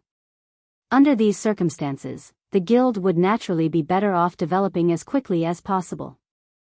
Rather than acquiring small amounts of resources and developing slowly in secret, Zero Wing would be better off going big and developing rapidly while the outer world's forces were still settling down in the Eastern continent. Not to mention, Zero Wing currently had a lot of partner forces already. With these partners, it wouldn't necessarily be impossible for Zero Wing to go up against the native and outer world superpowers that had yet to develop themselves adequately. This, Liang Jing was momentarily at a loss for words. In her opinion, Shi Feng's decision was simply absurd. However, she didn't have a better suggestion. "Relax. I know what I'm doing," Shi Feng consoled when he saw Liang Jing's hesitancy. "Just get everything prepared on your side. Also, notify Melancholic and Yulan about this. I'm afraid you three will be very busy in the future." Liang Jing had no choice but to nod helplessly. Read latest chapters at Wuxia World. Shi Feng had always acted more like a figurehead than an actual guild leader. Although he had laid a massive foundation for the guild, he would leave the guild's daily maintenance and operation to others. Naturally, Liang Jing felt incredibly frustrated by this situation, and she frequently wished she could curse him to his face. Deep down, however, she still felt happy and excited for some inexplicable reason. After disconnecting the call, Liang Jing promptly began making the necessary preparations, while Feng headed to Zero Wing City's City Lord's Mansion. City Lord's Mansion, second underground floor, statue room. At this time, apart from Feng, everybody else had been told to leave the room. Feng had also temporarily removed the entry rights for core members and ordered the 2 Tier 4 fine gold guards outside to prevent anyone from approaching the room. Now that my concentration is at Tier 5, and my understanding of and control over mana have reached their limits, it's about time I tried breaking through to Tier 5. Looking at the ancient beast sculpture in front of him, Feng began constructing an entirely new mana body. Chapter 2867, Promotion to Tier 5. Although Feng had never tried to create a personalized mana body, he was very confident of success, now that he had grasped the basic use of mana's various elements and his mana body had reached a 120% completion rate. After spending close to an hour inside the statue room, Feng finished constructing a brand new mana body. Simultaneously, the sound of a system notification entered his ears. System: the strength of the constructed mana body is at 144% of your current mana body. It is not at the Tier 5 standard. Feng revealed a wry smile as he looked at the system notification. Sure enough, constructing a Tier 5 mana body isn't easy. In his opinion, the new mana body he constructed was perfect. He had thoroughly implemented the basic properties of the various elements of mana into his mana body. He had even built an elemental magic array for each element, making it much easier to manipulate the ambient mana. Hence, he never thought that the strength of the new mana body would be at only 144% of his current mana body. From what he heard in his previous life, the requirement for the constructed Tier 5 mana body would depend on the rank of the player's existing mana body. The higher the rank, the lower the requirement. Take the gold mana body, for example. One would need to construct a mana body that was at least 300% stronger to meet the Tier 5 mana body standard. On the other hand, a bronze mana body's owner would need to reach 500% to get promoted to Tier 5. This was why expert players needed to secure the best mana body possible at Tier 3. This decision didn't just relate to the strength of one's mana. It also served as a massive hurdle to reaching Tier 5. If I didn't meet the requirement even with 144%, it seems I'll need to reach at least 200% to get promoted to Tier 5 with an epic mana body. After pondering for a moment, Feng took out the Sword Saint's legacy he had obtained in the ancient god's domain. He then began accepting the legacy guidance in silence. The mana body he constructed just now was already the limit of his current abilities. In his opinion, there were 3 possible reasons behind his failure to meet the requirements. The first was that his control over mana was insufficient. The second was that his understanding of mana was insufficient. The third was that his understanding of mana bodies was insufficient. Feng felt that his control over and understanding of mana had already reached the limits of Tier 4. It should be impossible to improve on them any further. Not to mention, the Dragon Phantom in the trial had praised his level and even stated that some Tier 5 dragons might not be able to rival him in these 2 aspects. Hence, these 2 aspects were unlikely to be his stumbling block. In that case, the problem should lie with his poor understanding of mana bodies. Meanwhile, solving this problem was simple. Previously, he had refrained from accepting the Sword Saint's legacy guidance because he was afraid of wasting it. Back then, he felt that his foundation was still lacking and that he still needed to accumulate more strength. The stronger he became, the greater his harvest from the legacy guidance. However, his foundation had now grown so sturdy that even Tier 5 adult dragons might not be a match for him. It was the perfect moment for him to accept the Sword Saint's knowledge. Following this, time passed rapidly inside the statue room. A flood of information kept pouring into Feng's mind. The more information he browsed through, the brighter his eyes became. Thanks to this information, many of his questions had gotten answered. He also grew increasingly mesmerized by the Sword Saint's knowledge. After the legacy guidance was over, Feng stared at the ancient beast sculpture idly, his mind immersed in the knowledge he gained. While Feng quietly processed the Sword Saint's legacy guidance, a commotion raged in Zero Wing's guild cities. Just a moment ago, Zero Wing had announced that it would open Zero Wing's city to the public. All players could teleport to Zero Wing City via Sky Spring City and enter it from the Arctic Canyon. Everyone who received this piece of news found it to be unbelievable. Awesome! This is great! I heard that you could raise your training efficiency by several times inside Zero Wing City. I never thought that Zero Wing would open such an amazing place to the public. That's not all of it. Did you see the levels of Zero Wing's members? Not that long ago, I was at roughly the same level as their Tier 3 members. Now, they're at least 3 levels above me. The grinding speed in the Arctic Canyon is simply ridiculous. Nowadays, no player on the eastern continent was unaware of Zero Wing City's existence. However, as Zero Wing had reserved the city for its exclusive use, everyone not affiliated with the guild could only watch in envy from the sidelines. Even the various superpowers were helpless against Zero Wing City. Now that Zero Wing City is open to the public, how could they not feel excited? Less than half an hour after Zero Wing's announcement, practically every native player and player force on the eastern continent had found out about it.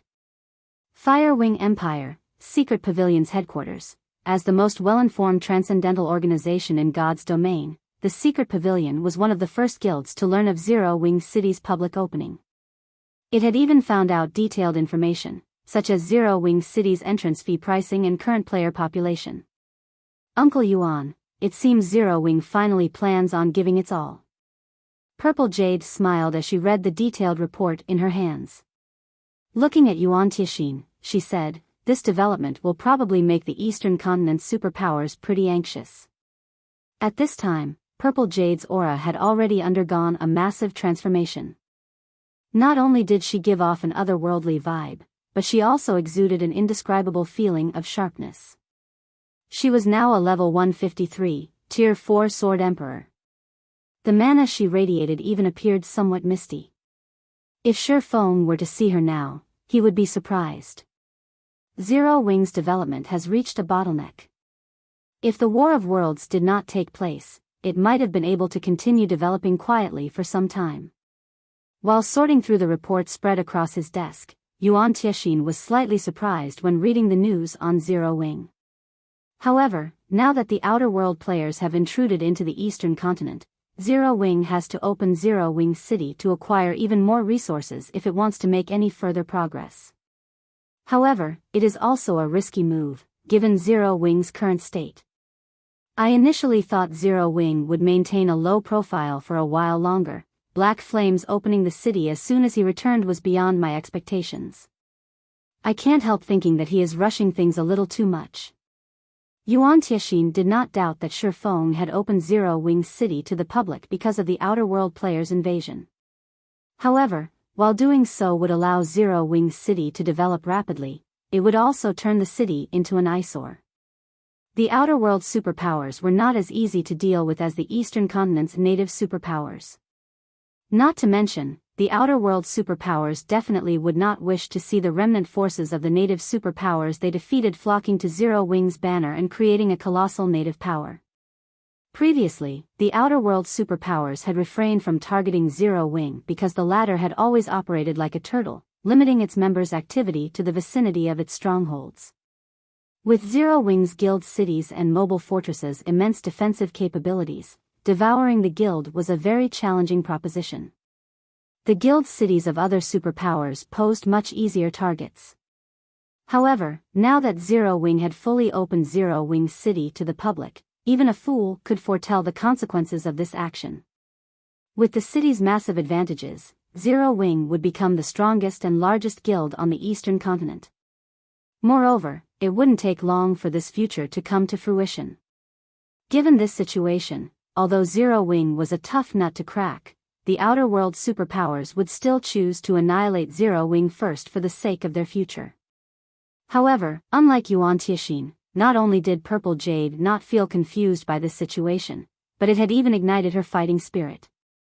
Uncle Yuan, since you're free right now, why don't we go take a look at Zero Wing City? I've been thinking of visiting guild leader Black Flame. I've improved a lot after returning from that place, but I haven't had a chance to test myself. I can use this chance to ask guild leader Black Flame for some guidance and see which one of us has made greater improvements during this period. After she returned from her training, nobody among the secret pavilion's younger generation could match her. Since she had always set Feng as her target, she was very curious to see whether she could now defeat him and become God's domain's #1 swordsman. All right. Since you wish to go, I'll go with you. Yuan Tiexin revealed a bitter smile as he took in Purple Jade's spirited look. She had been restless ever since completing her training. However, he also felt that Feng would be a good opponent for the current Purple Jade. Afterward, Yuan Tiexin and Purple Jade departed the secret pavilion's headquarters and teleported to Sky Spring City. While the Eastern Continent was in an uproar over Zero Wing City's opening. Inside the City Lord's mansion of Zero Wing City, Feng's eyes opened abruptly. Amazing. As expected of a complete legacy guidance from an ancient sword saint. After processing the sword saint's legacy guidance, Feng finally understood what exactly a complete legacy guidance was. He also understood why Fire Dance would make such significant improvements after experiencing the legacy guidance. The legacy guidance described the properties and usage methods of the various elements of mana in detail and provided a comprehensive introduction to the components and basic applications of the mana body. Although the information provided mainly targeted the swordsman class, it was also beneficial to the other classes. This was especially true for the information on the mana body's components. Of course, if one lacked a good understanding of the fundamental properties of mana's various elements, one would have difficulty understanding all of the information provided. Naturally, one's improvements would also be limited. This was because all of the mana body's basic applications mentioned in the legacy guidance required familiarity with the various elements of mana.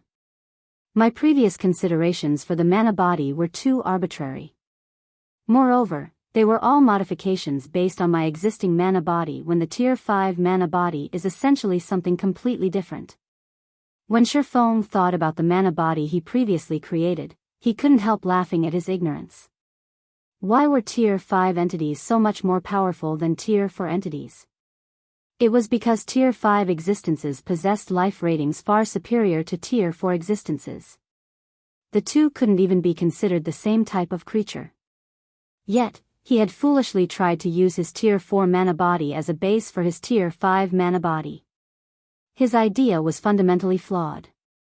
Another reason contributing to a Tier 5 existence's strength was their powerful mana. The mana flowing within their bodies was no longer gaseous or misty, instead, it was liquid. Hence, when constructing a Tier 5 mana body, one had to liquefy their mana. If one couldn't achieve such mana, constructing a Tier 5 mana body would naturally be impossible. After thinking up to this point, Feng began his second attempt at constructing his Tier 5 mana body. Liquefying one's mana might be incredibly difficult for others, but it wasn't an impossible task for a Grandmaster magician like Feng. All he needed to do was integrate a magic array that condensed mana within his mana body. Moreover, he had even identified the magic array for this job. The 12-array magic world. The 12-array magic world was an ancient magic array created by a saint.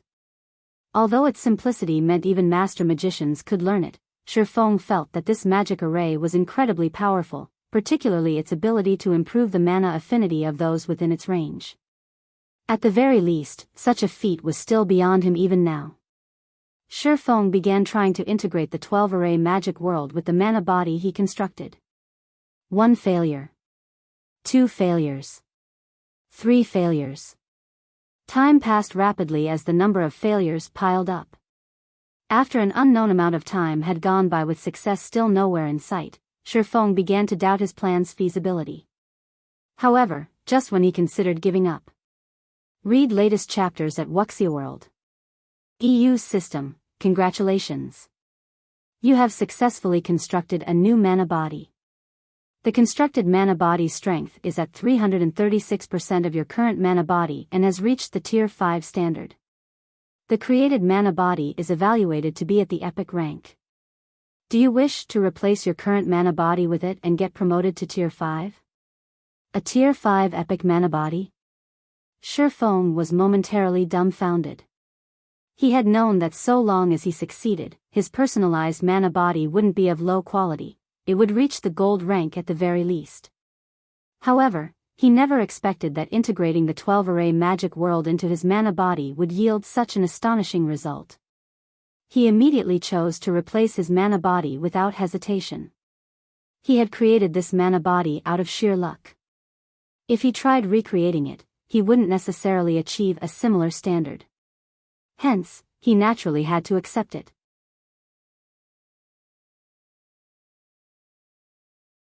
Chapter 2868, Sword Saint. When Feng chose to replace his existing mana body, the mana within the room practically vanished. His new mana body had drawn even the mana stored within the deep void.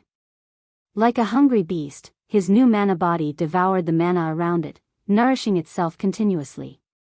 This phenomenon lasted for more than a minute before it finally stopped, and the room's mana gradually recovered.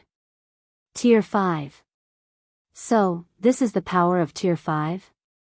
When Feng sensed the frightening power his body exuded effortlessly and the indescribable feeling of omnipotence, he finally understood why even Tier 4 world creation experts couldn't defeat a bona fide Tier 5 existence. He also fully understood the strength and terror of Tier 5 existences. Compared to when he was a Tier 4, the mana flowing inside his mana body was many times denser. The volume of his mana had also increased by more than tenfold. Now, even the world around him was having trouble holding his mana. If even the world of God's domain itself could not withstand the mana of a Tier 5 existence, there was no need to mention the small world created by a Tier 4 world creation expert. Moreover, this wasn't the only factor that made Tier 5 existences powerful. System, congratulations. You have become a Tier 5 Blade Saint, Sword Saint. All basic attributes plus 5,000, all resistances plus 500, mana recovery rate increased by 300%, all physical and magical attacks received that are below Tier 5 will be weakened by 40%, all basic attributes increased by 150%, physique increased by 200%, and reaction speed improved by 100%. Rewarding 200 legacy skill points.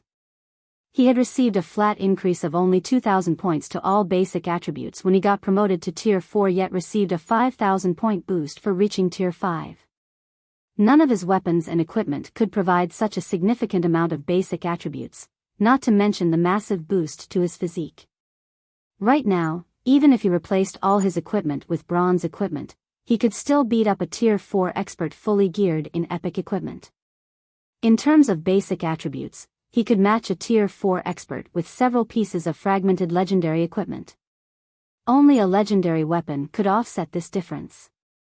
As for legendary equipment, the basic attributes provided would still be slightly insufficient to fill the gap. Of course, basic attributes didn't represent everything. If a Tier 4 expert's combat standards surpassed a Tier 5 expert's, the Tier 4 expert could still emerge victorious in a fight. With this power, I will have no problem fighting even Tier 5 NPCs. After seeing his basic attributes, Feng felt more confident about Zero Wing's future development. His strength and agility attributes both exceeded the 60,000 mark already.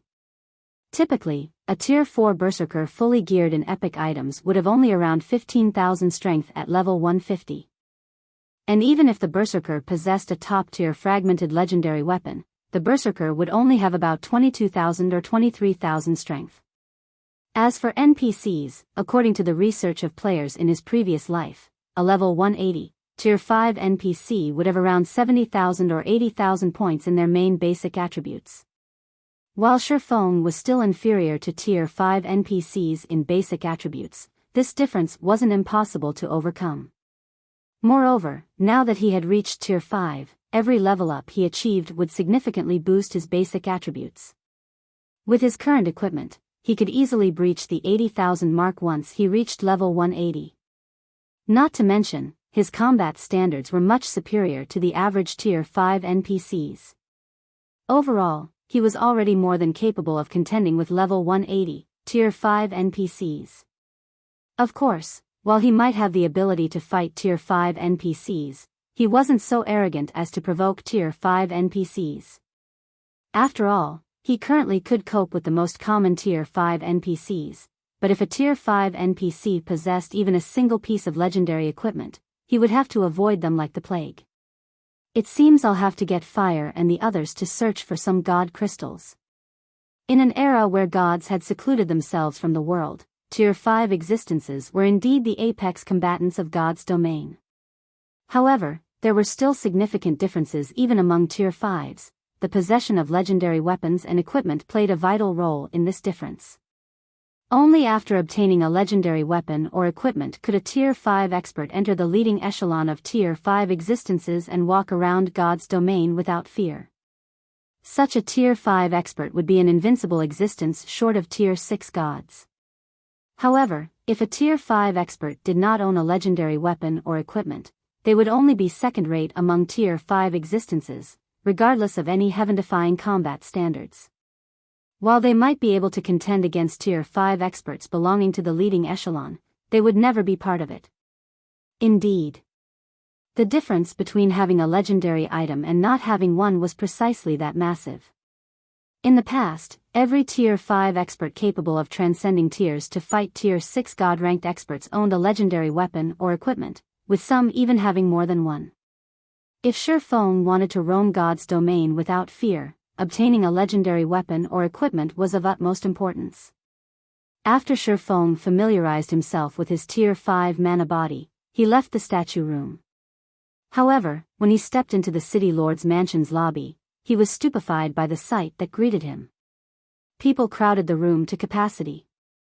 Apart from the Zero Wing members maintaining order, the other players in the lobby were members of guilds and adventurer teams. These players were lined up in front of the service counters to rent either a shop or a private house in Zero Wing City. They had bloodshot eyes and frantic looks on their faces as they waited in line. BRIL/BBLOI/B if not for the 200 Tier 3 NPCs, 3 Tier 4 NPCs, and many Tier 3 members of Zero Wing maintaining order, a fight would have long since broken out in the lobby. Didn't I tell Liang Jing to raise the rentals for the shops? Did she make a mistake? Feng found this scene very puzzling. Anyone who wasn't a fool could tell how popular Zero Wing City currently was. However, Zero Wing City had limited land. Even if it was now a main city, it still didn't have enough land to satisfy the Eastern Continent's entire player population. Hence, to maximize Zero Wing's profits, raising rentals was a must.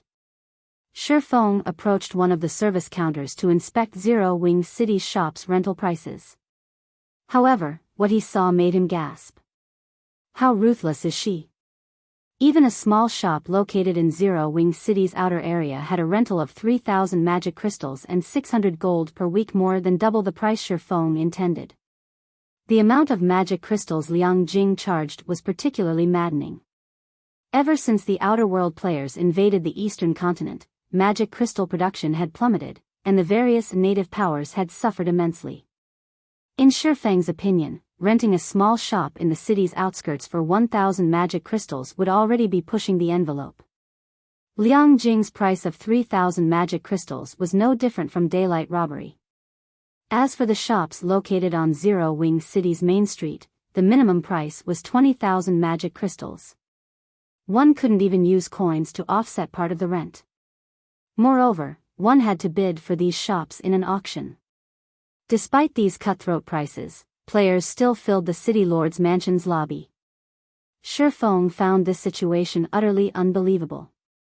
For a moment, he even wondered if magic crystals had suddenly depreciated during his seclusion. Just when Feng thought of contacting Liang Jing to ask her about Zero Wing City's situation, he suddenly received a call. The caller was none other than Liang Jing. Read latest chapters at Wuxia World. EU Guild Leader, can I interrupt you for a moment? Liang Jing asked anxiously. Did something happen to Zero Wing City? Feng asked strangely. No, it's just that the secret pavilion's people came to visit. Aside from them, 3 of the 5 great super guilds have sent representatives to us. There are a lot of them, and some of them don't seem to be here with kind intentions, Liang Jing said nervously. They are waiting in the residence's reception room right now, and they say they must meet with you, no matter what. The secret pavilion was a transcendental power, while the 5 great super guilds were godlike existences in the virtual gaming world. If news that 3 of the 5 great super guilds had arrived were to spread, it would cause a sensation. Alright, I got it. I'll head over now. Have them wait for a moment. Feng chuckled when he heard Liang Jing's words, not at all surprised by this situation. After all, the current Zero Wing City was no ordinary city. What would be strange would be these titans of the gaming world not showing any reaction. He immediately left the city lord's mansion and made his way to Zero Wing's residence.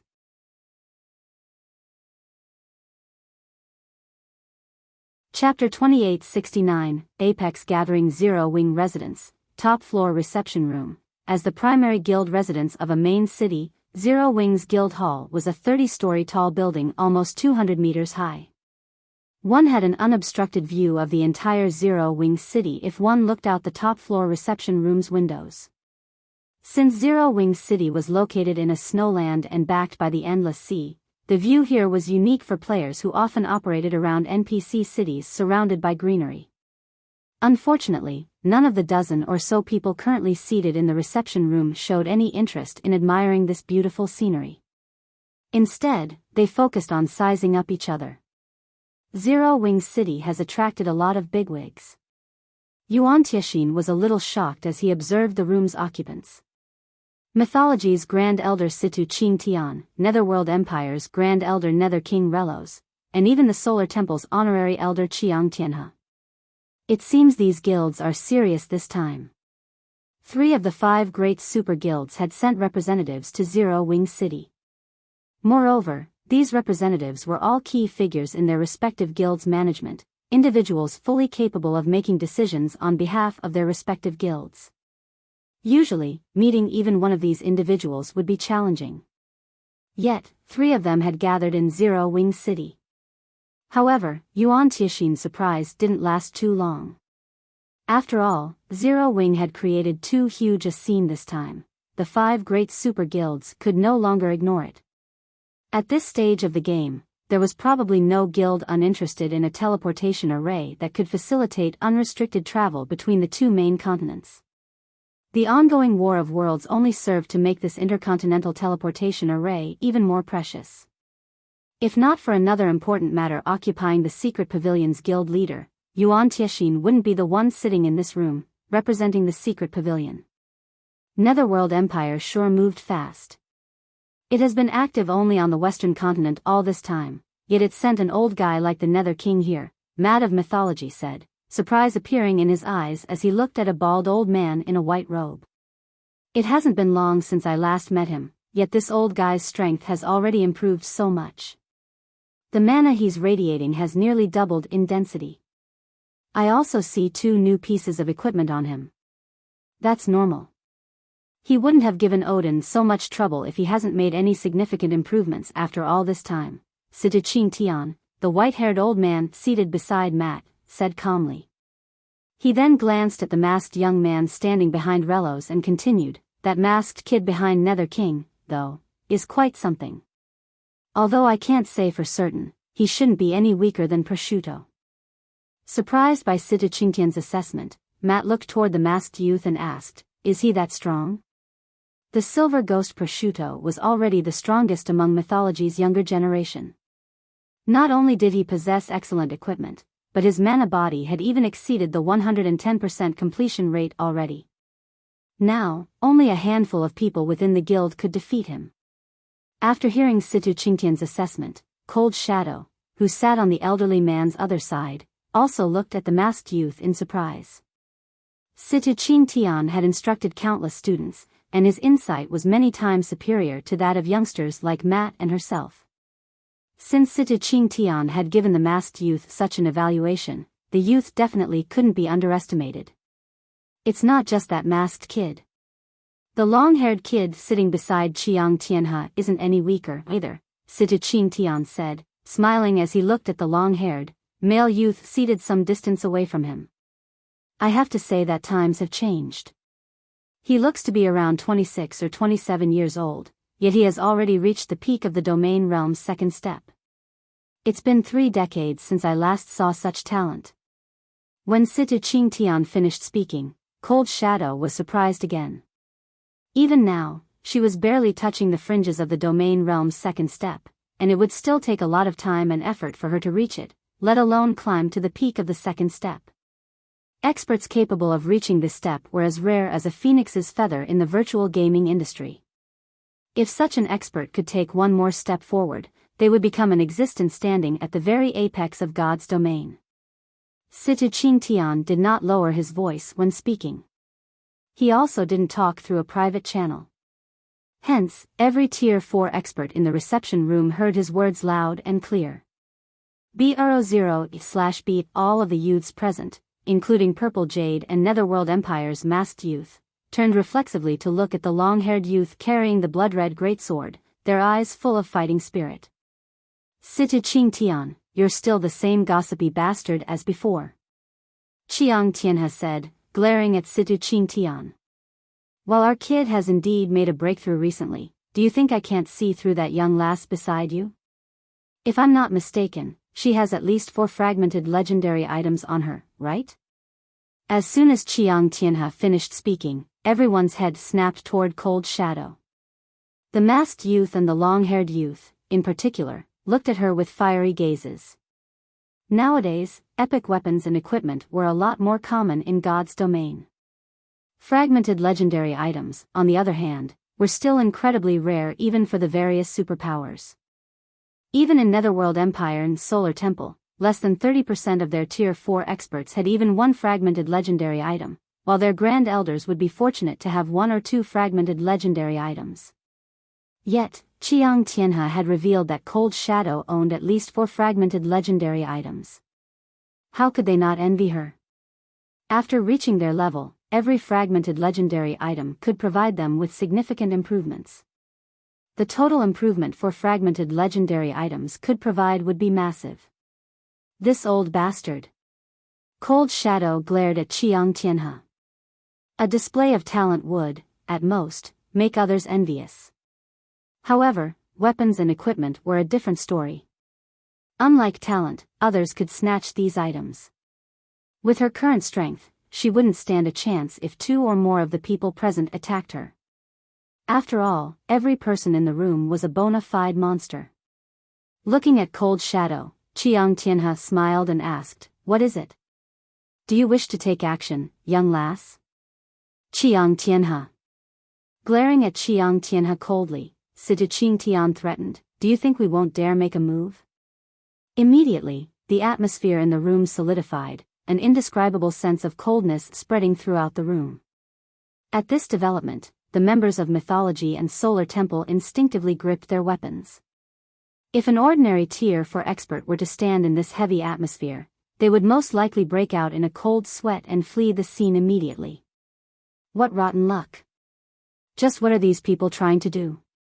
Yuan Tianxin grew a little nervous as he looked at the members of the 2 super guilds. Mythologies and Solar Temple's Tier 4 experts were far from ordinary. This was especially true for Situ Ching Tian and Chiang Tianhe. A fight between them would be a calamity.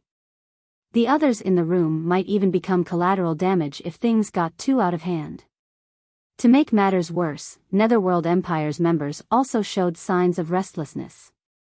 Evidently, if Mythology and Solar Temple fought, Netherworld Empire wouldn't mind joining in the fray. Just as a fight was about to ensue, the woman standing by the room's door all this time suddenly stepped forward. She was none other than Fire Dance. At this time, not only was Fire Dance at level 155 already, but the quality of the mana she radiated was also much more powerful than when she first entered the statue room. Looking at the members of Mythology and Solar Temple, Fire Dance warned everyone. This is Zero Wings territory. Fighting is forbidden here. I ask you to show Zero Wing some respect. Read latest chapters at Wuxia World. Show Zero Wing respect? Glancing at Fire Dance, Chiang Tianhe said nonchalantly, sure. As long as you can get Situ to shut up, I won't have any problems. Not one to fall behind, Situ Ching Tian looked at Fire Dance and said, young lady, this old man isn't trying to disrespect Zero Wing, but Chiang Tianhe has gone too far. So long as you can get that old ghost to apologize to us, we won't take any direct action. The two old men's rejoinders rendered Yuan Tianxin and Purple Jade speechless. Fire Dance was indeed powerful, but she was still slightly weaker than the two old men. At most, she could contend against the younger generation of mythology and Solar Temple. Hence, it was impossible for her to silence the two guilds all by herself. Moreover, based on the words spoken by Chiang Tianhe and Situ Ching Tian, the two of them were clearly trying to make a show of power to Zero Wing. If Fire Dance failed to deal with this situation appropriately, she would make a fool of herself and Zero Wing. However, without any hesitation, Fire Dance calmly told the two old men, if you two refuse to give up, then please leave Zero Wing City. Zero Wing does not welcome such guests.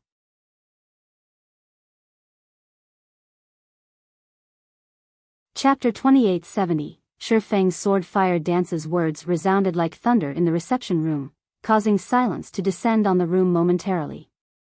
Yuan Tianxin and Purple Jade also stared at Fire Dance reflexively. Has she lost her mind? Both Situ Ching Tian and Chiang Tianhe were big shots who spoke and acted on behalf of their respective guilds. The two had behaved rudely to show off their power and gain an advantage in their upcoming negotiations with Zero Wing, but Fire Dance's words cornered them. They couldn't back down without harming their reputation. If these two old men got angry for real, the consequences would be unimaginable. Although Zero Wing City had many Tier 4 players and NPCs defending it, if the two old men were intent on making a ruckus, it would take a long time for the city to suppress them. They might even escape capture. After all, this wasn't the first time they had done such a thing. Most importantly, the two of them represented mythology and Solar Temple, two of the 5 great super guilds. Moreover, compared to the other 3, these 2 super guilds held far greater influence on the eastern continent. The 2 guilds might currently be incapable of retaliating against Zero Wing, but as holders of reserved seats for God's Domain's 12 great guilds, they could ruin the Twin Towers Kingdom and Star Moon Kingdom with just a word.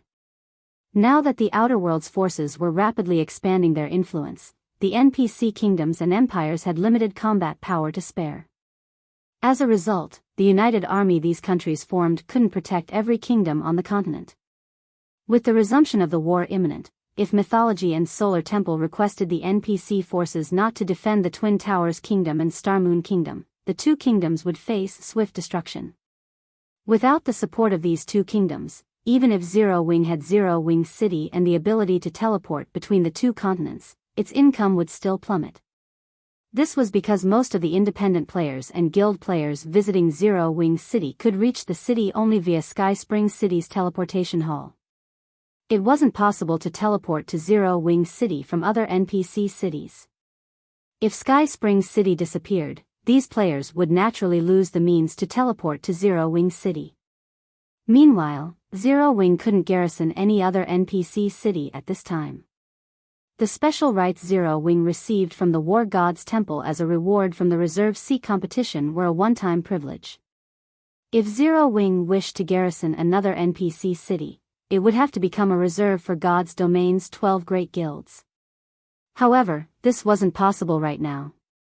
This was also precisely the reason Mythology, a guild that had been suppressing Zero Wing all this time, dared to come to Zero Wing's doorsteps and negotiate for partnership. The next moment, Situ Ching Tian and Chiang Tianhe turned to Fire Dance, a hint of coldness and playfulness in their eyes. Little girl, we traveled a long distance to come to negotiate a partnership with Zero Wing. Is this how Zero Wing treats its guests? Situ Ching Tian asked as he visually inspected Fire Dance. Revealing a faint smile, he continued, if Zero Wing doesn't wish to partner with Mythology, Mythology will naturally find it unfortunate and frustrating. However, if Zero Wing comes across difficulties in the future, don't blame Mythology for not helping.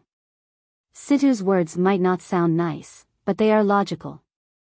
Chiang Tianhe also looked at Fire Dance and said in a deep voice, "We came here with kind intentions. Now that the Outer World's forces have invaded the Eastern continent, only by cooperating will we be able to stop their advance. If we separate on bad terms here, the Twin Towers Kingdom and Star Moon Kingdom will suffer." When Fire Dance heard the two elderly men's words, her complexion sank. She never expected the two of them to suddenly stand on the same side and work together to pressure Zero Wing.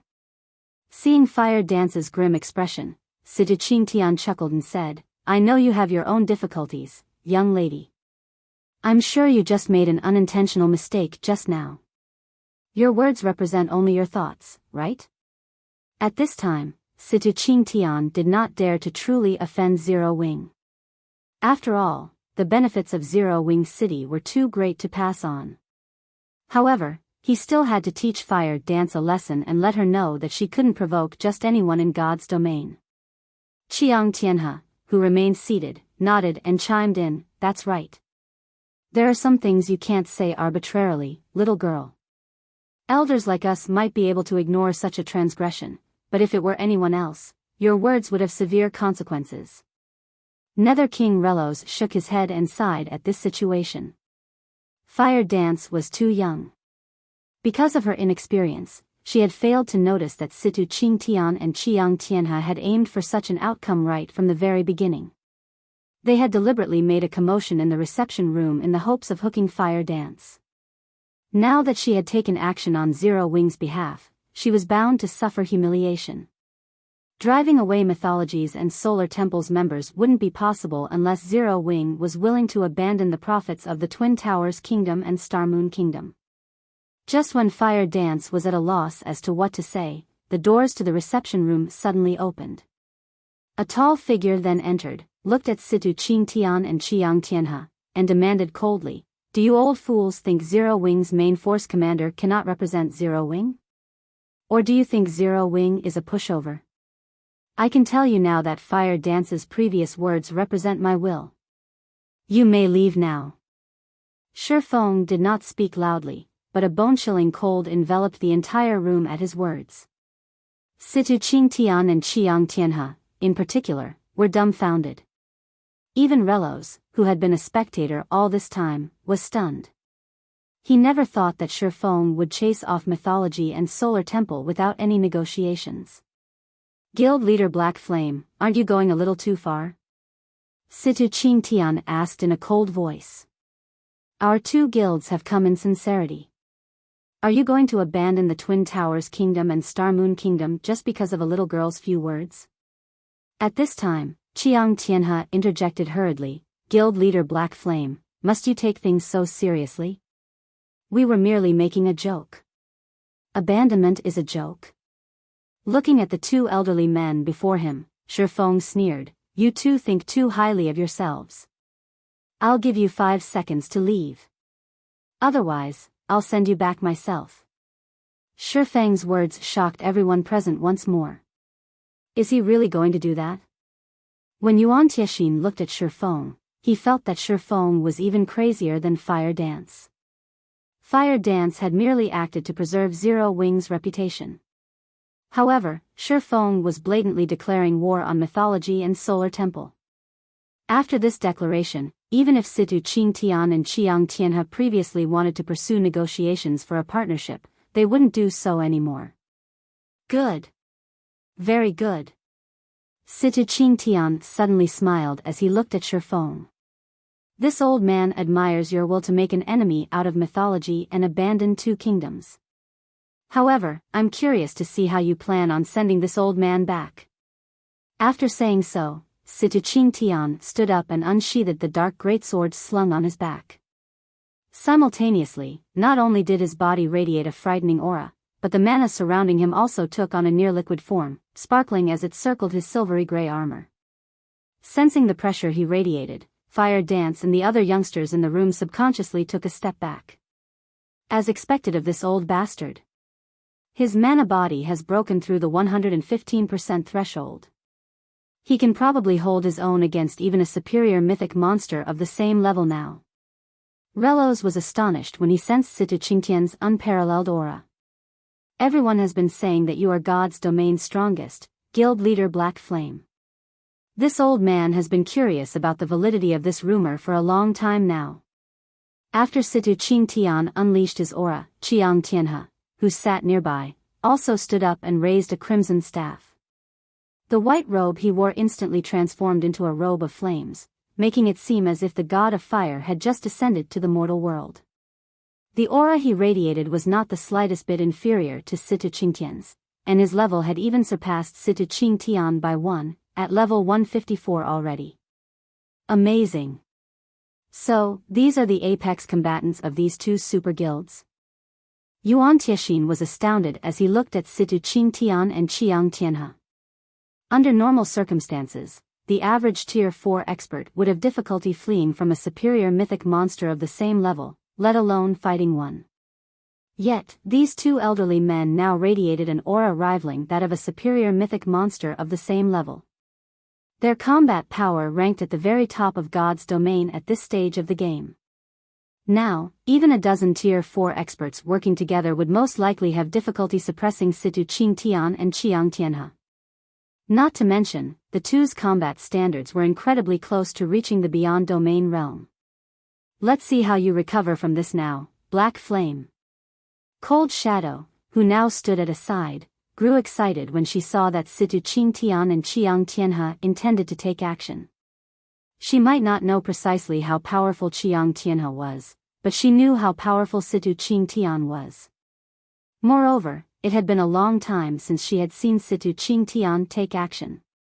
With the two of them working together, even a monster like Feng would have difficulty defeating them within a short period. A fight between Feng, dubbed God's domain's strongest expert, and two legendary figures in the virtual gaming industry deserved to be called an apex battle in God's domain. If both sides fought for a sufficiently long time, she might gain enough insight to improve her combat standards further. Cold Shadow wasn't the only person with such thoughts. Purple Jade, Netherworld Empire's masked youth, and Solar Temple's long-haired youth were similarly curious to see how this fight would play out. Read latest chapters at Wuxia World. EU, since you two want me to send you back, I'll grant you your wish.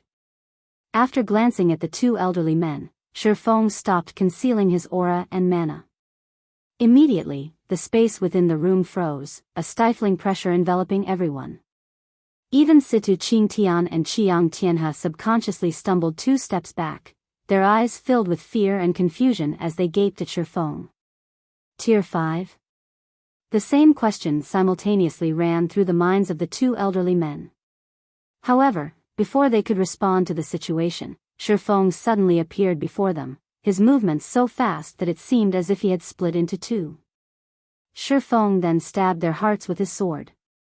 Afterward, Feng returned to one entity, now standing quietly by the window wall behind the two elderly men. And before anyone realized what had happened, the sword in his hand was already back in its sheath, as if Feng had never drawn it. Meanwhile, Situ Qingtian's and Qiang Tianhe's HPs, which exceeded 10 million, had zeroed out by the time everyone realized what was going on. The two's bodies then collapsed to the ground, neither managing to react from start to finish.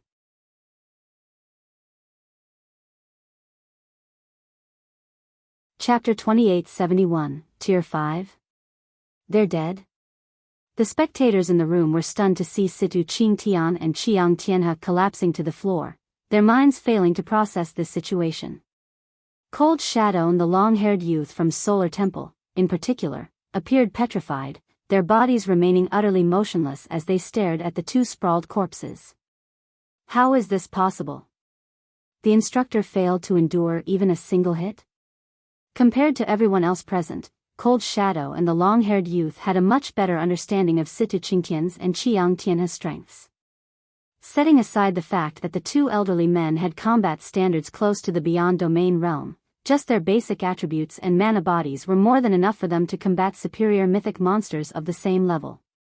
Despite being so monstrously powerful, Situ Qingtian and Qiang Tianhe had failed to mount even the slightest bit of resistance to Feng before dying.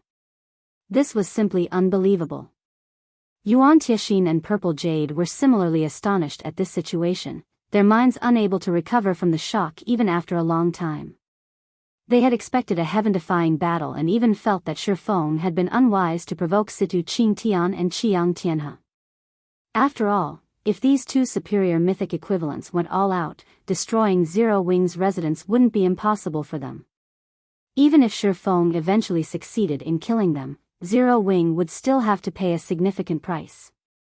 Yet, now. However, unlike everyone else present, Nether King Relos's attention wasn't on Situ Qingtian's and Qiang Tianhe's corpses. Instead, he stared at Feng's figure standing calmly by the window wall, his eyes wide with fear and horror. A Tier 5 Sword Saint? Although it was only an instant, Relos had felt unprecedented fear overwhelming his body when Feng executed his attack. That spine-chilling fear hadn't come from just witnessing Feng's frightening power. Instead, it was an instinctive, bone-deep fear. Relos was no ordinary Tier 4 player, he was someone who had developed his mana body to an incredible extent. If he were facing a player of the same tier, his body wouldn't have such a reaction. The only way Relos could explain this situation was that Feng was no longer a Tier 4 player. Instead, Feng was already a Tier 5 Sword Saint. Although Relos had subconsciously muttered to himself, he had not done so on a private channel. Hence, no matter how soft his voice had been, the Tier 4 experts present heard him loud and clear. Tier 5? Everyone turned toward Feng, one after another. Previously, they had been so shocked by Situ Qingtian's and Qiang Tianhe's deaths that they had forgotten about Feng's existence and the brief stagnation and fear they had felt. How is this possible? He's reached Tier 5 already? Cold Shadow and the long-haired youth wore grim expressions as they looked at Feng, their minds in denial. Feng no longer concealed his power. Hence, everyone in the room could feel tremendous pressure originating from a difference in life rating. Feng's life rating was something no Tier 4 player could possess, no matter what. If a Tier 4 player's life rating were equated to a bonfire, then Feng's life rating was like the scorching sun. Unless he deliberately suppressed and concealed his life rating, there was no way anybody could fail to notice it. Is this why he dares to ignore the two super guilds? When Yuan Tianxin looked at Situ Qingtian's and Qiang Tianhe's corpses and then at Feng's nonchalance, the shock in his heart multiplied exponentially. Meanwhile, Purple Jade was at a loss for words, a complicated expression on her face. She had come to Zero Wing City to determine her growth and whether she could catch up to Feng. However, let alone catching up, the two of them weren't even standing on the same playing field anymore. Tier 5. In the current era, Tier 5 existences were already considered the apex existences of God's domain. They were capable of single-handedly destroying an entire kingdom, monsters that no current Tier 4 player could hope to go up against. Guild Leader. Fire Dance's eyes brimmed with jubilation and shock when she looked at Feng. This revelation was too shocking. If Zero Wing still had to be fearful of the 5 great super guilds before, then it could now ignore their existence. After all, the gap between Tier 4 and Tier 5 was utterly massive. Even if the 5 great super guilds had many monstrously strong players and even individuals at the Beyond Domain realm, none of them would be a match for a Tier 5 existence. Unless the 5 great super guilds similarly produced a Tier 5 expert, it wouldn't matter, even if they attacked Zero Wing with a large number of Tier 4 experts. Not to mention, destroying a guild city was child's play for a Tier 5 player. Only a main city-level guild city could repulse a Tier 5. Moreover, if one didn't have any means of retaliation, even a main city would eventually fall to a Tier 5 player. While Fire Dance was inwardly celebrating Feng's achievement, Feng turned his sights to Cold Shadow and the long-haired youth from Solar Temple. He then said calmly, "I only dealt a small punishment to the two of them today. If your two guilds pull such a stunt one more time, I won't mind visiting your headquarters." Cold Shadow and the long-haired youth did not have any thoughts of refuting Feng. They promptly left the reception room, together with their guild members. Netherworld Empires and Secret Pavilions members quietly watched with complicated feelings as the two Super Guilds members left. Before, they had been treating Zero Wing as just another superpower. However, it wouldn't be an exaggeration to call Zero Wing the #1 guild of God's domain now.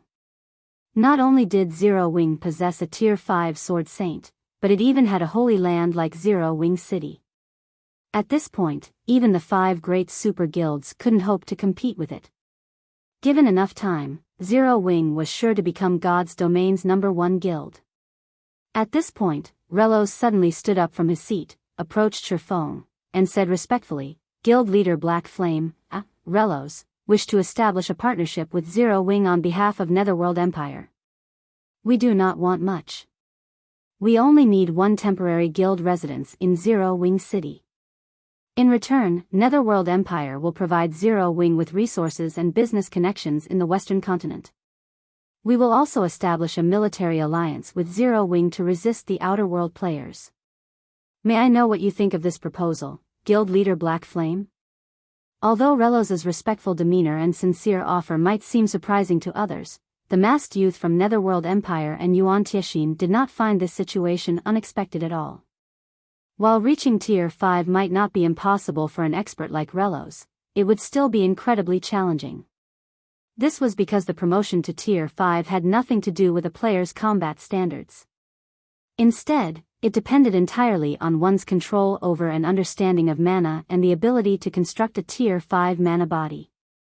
Before reaching Tier 5 himself, Relos would only be seeking death if he behaved arrogantly in front of a Tier 5 existence. Not one to fall behind, Yuan Tiexin also extended a similar partnership offer on behalf of the Secret Pavilion. The only difference was that the Secret Pavilion would only help defend Zero Wing City and Stone Forest City. It would not take part in any other battles. "Sure, I can agree to your conditions," Feng said after hearing the 2 guilds' offers. "However, I have an additional condition." Upon receiving this encouraging response, Relos grew a little excited and prompted, "Please speak, Guild leader Black Flame." Initially, Relos thought that Feng wouldn't agree to his offer and would choose to monopolize Zero Wing City's resources. Feng's willingness to negotiate was a positive outcome. Yuan Tiexin also nodded in agreement with Relos's words. Feng smiled and said, "My condition is simple: a complete guild legacy. If your 2 guilds can provide me with your complete guild legacies, I can give you temporary residences in Zero Wing City immediately." Zero Wing was not lacking in resources at the moment. So long as Zero Wing City remained standing, the guild would have no trouble acquiring resources. However, a guild's development did not rely solely on resources. It also needed manpower and talents. Hence, acquiring a complete guild legacy was of utmost importance for Zero Wing. Only with a complete guild legacy could Zero Wing reliably nurture its experts to the domain realm. "Okay, I agree to your condition on Netherworld Empire's behalf," Relos answered without hesitation. Read latest chapters at Wuxia World. EU. Upon hearing Relos's response, Yuan Tiexin gritted his teeth and said, "The Secret Pavilion has no problem with this either." When Feng heard the 2 guilds' positive replies, he inwardly sighed in relief. After all, a guild legacy was the root of a guild. Many guilds would rather face annihilation than share their guild legacy. He then nodded and said, "Good. I wish our 3 guilds a happy partnership from now on."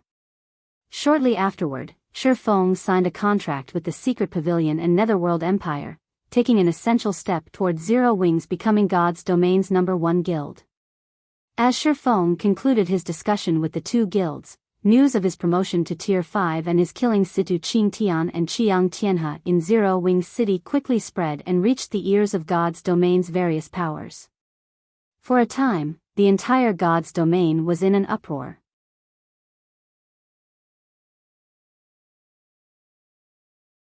Chapter 2872, God's Domain shaken. Zero Wing City, Battle Arena. Guild leader Black Flame has been promoted to Tier 5? 16th Cloud was stunned when she read the report she received. Looking at sorrowful silence, she asked, "Have you verified this?" Although quite a number of God's Domain's Void Realm experts had gotten promoted to Tier 4 already, with Domain Realm experts even making considerable progress in developing their mana bodies, everyone was still a long way from reaching Tier 5. Creating a Tier 5 mana body was an entirely different matter from improving the completion rate of one's mana body. Since most Tier 4 experts hadn't even developed their mana bodies to a significant extent, getting promoted to Tier 5 shouldn't be possible. Hence, 16th Cloud found it truly hard to believe that Feng had already reached Tier 5. However, instead of getting the answer she hoped for, Sorrowful Silence nodded solemnly. He then said in a shocked voice, "Yes, I happened to be in another reception room at the time, negotiating with Zero Wing's representative for a long-term lease of the Battle Arena's combat rooms. My room was quite close to the reception room used to host the secret pavilion and the 3 super guilds." Every Zero Wing member on the floor reacted strongly. I also saw Mythologies and Solar Temples members leave the residence, looking grim. In reality, Sorrowful Silence didn't just hear about Feng's promotion to Tier 5 from Zero Wing's members. He had also personally experienced the frightening aura Feng had exuded. Despite being in an entirely different room, he had still sensed that aura clearly, and it had been much stronger than the auras of the Tier 5 NPCs he had come across before. Of course, the Tier 5 NPCs Sorrowful Silence met previously had never displayed any killing intent. They had even been actively suppressing their auras. In comparison, Feng had not held anything back when he attacked Situ Qingtian and Qiang Tianhe. This was why Sorrowful Silence was confident Feng had reached Tier 5. This is interesting. 16th Cloud revealed a hint of joy and excitement after hearing Sorrowful Silence's confirmation. Now that Zero Wing has a Tier 5 combatant and opened Zero Wing City to the public, the Eastern Continent's status quo will get reshuffled. That's right. Thank goodness we're already strategic allies with Zero Wing. Sorrowful Silence said, nodding in agreement with 16th Cloud. Tier 5 existences were different from Tier 4 existences. Tier 4 players couldn't capture a guild city all by themselves. That was a task that required a large number of Tier 4 players. When Tier 4 players were still scarce, Zero Wing might have been able to pose a significant threat to the various superpowers, but it didn't threaten their roots. However, the situation had changed. A Tier 5 player could effortlessly capture a guild city, even a superpower's headquarters, which meant that Zero Wing had the power to uproot and destroy superpowers. Moreover, now that Zero Wing's expert count had skyrocketed, it was entirely capable of expanding its territory and occupying more guild cities. It wouldn't face a manpower shortage even if it captured 5 or 6 more guild cities. When the Eastern Continent's various powers received this piece of news, the superpowers that had always been working against Zero Wing fell into an awkward situation. This was especially true for Starlink. Upon learning about Feng's promotion to Tier 5, Starlink's executives all had ashen complexions. Inside the guild leader's office of Starlink's residence in the Dark Knight Empire. "Commander, now that Black Flame has gotten promoted to Tier 5, he definitely won't spare Starlink. Should we migrate our experts to the Western Continent now?" a level 150, Tier 4 female ranger suggested as she looked at the handsome youth quietly reading documents in the office. "How many times have I told you to refer to me as guild leader?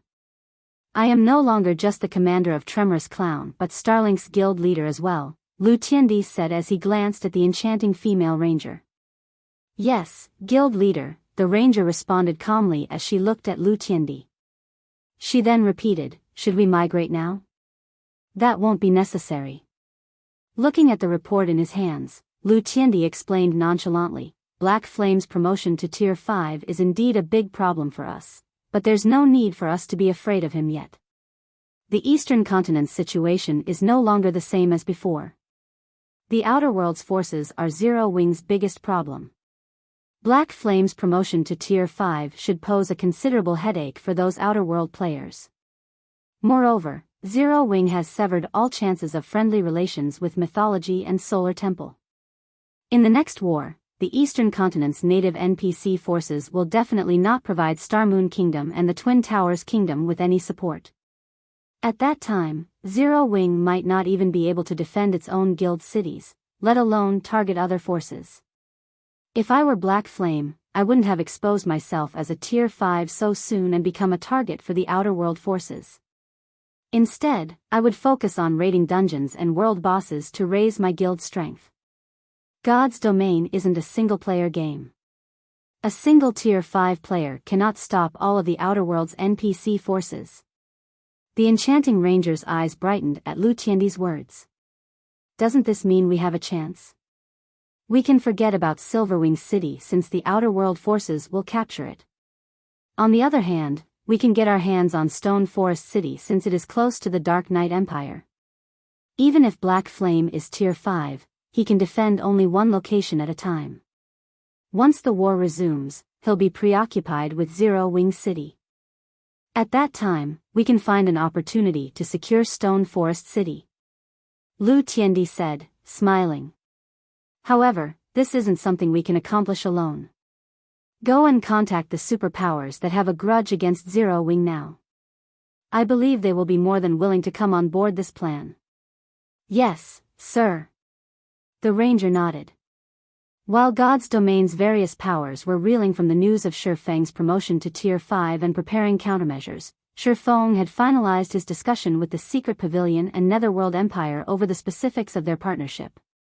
Guild leader, now that we have the two guild legacies, we can probably nurture a batch of Void Realm experts and possibly Domain Realm experts within a short period, Fire Dance said. When she thought about how the Secret Pavilion and Netherworld Empire would be sending all their information on the realms of refinement to Zero Wing's headquarters tomorrow, she couldn't help feeling excited. Although the guild legacy Zero Wing received from Unyielding Soul previously was indeed valuable, the information provided allowed Zero Wing to nurture experts only to the Flowing Water realm at a reliable rate. It was still a far cry from a complete guild legacy. After all, only Void Realm experts could serve as a superpower's mainstay. Zero Wing had far too few of such peak experts. The only reason Zero Wing managed to produce as many Tier 4 experts as it had now was the various God's Domain legacies and excellent training environment the guild possessed. Even then, these Tier 4 experts could only rank among the lower rungs of Tier 4 players. That's right. Feng nodded. He similarly felt happy over this matter. Only when Zero Wing possessed a complete guild legacy of its own could it become a true titan in God's Domain. Once the guild had the Secret Pavilions and Netherworld Empire's guild legacies, it would no longer have to worry about lacking peak experts. Zero Wing could also recruit more talented players since these talents would no longer have to worry about Zero Wing lacking a guild legacy. Guild leader, what should we do next? Fire Dance asked. Now that we've become enemies with Mythology and Solar Temple, the Outer World forces will target Starmoon Kingdom and the Twin Towers Kingdom once the war resumes. Should we start withdrawing our forces from those two kingdoms? Mythology and Solar Temple held significant influence in the Eastern continent. It was also certain that the Outer World forces would target Zero Wing. However, with Zero Wing's current strength, defending Starmoon Kingdom and the Twin Towers Kingdom wouldn't be feasible. To reduce Zero Wing's losses, the guild ought to begin pulling its forces out of these two kingdoms as soon as possible. Next. Chuckling, Feng said, go and gather all of the guild's Tier 4s now. Gather all of the guild's Tier 48? Feng's command confused Fire Dance. With the imminent war, what they should do was relocate the mobile fortress and Silverwing City. Otherwise, once the Outer World's NPC army arrived, Zero Wing would lose both strongholds. Read latest chapters at Wuxia World. EU, yes. Smiling, Feng said, since I've reached Tier 5 already, it's about time we took care of the trouble over at the Orc Empire. We'll also use this opportunity to let the various superpowers know the consequences of offending us. The current God's Domain had far too little knowledge of Tier 5 existences. Even if Feng had killed Situ Qingtian and Qiang Tianhe, the various superpowers only knew that he was much stronger than Tier 4 players. They still didn't understand what Tier 5 represented. I'll have them gather right away. Fire Dance burned with eagerness when she heard Feng's words. Ever since she had gotten promoted to Tier 4, she had never had a good fight or launched an all-out war against other superpowers. She also wasn't the only person to hold such sentiments. The other Tier 4 experts in the guild harbored similar thoughts. Now, they finally had the opportunity to display their strength.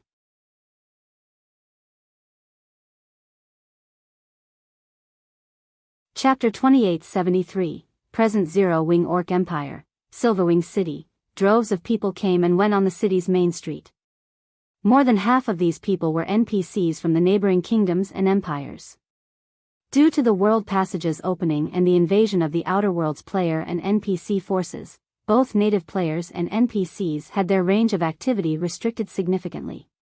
As the strongest city in the Orc Empire, one capable of fending off attacks from anything below Tier 5, Silverwing City had already become a mecca for the neighboring kingdoms and empires players and NPCs.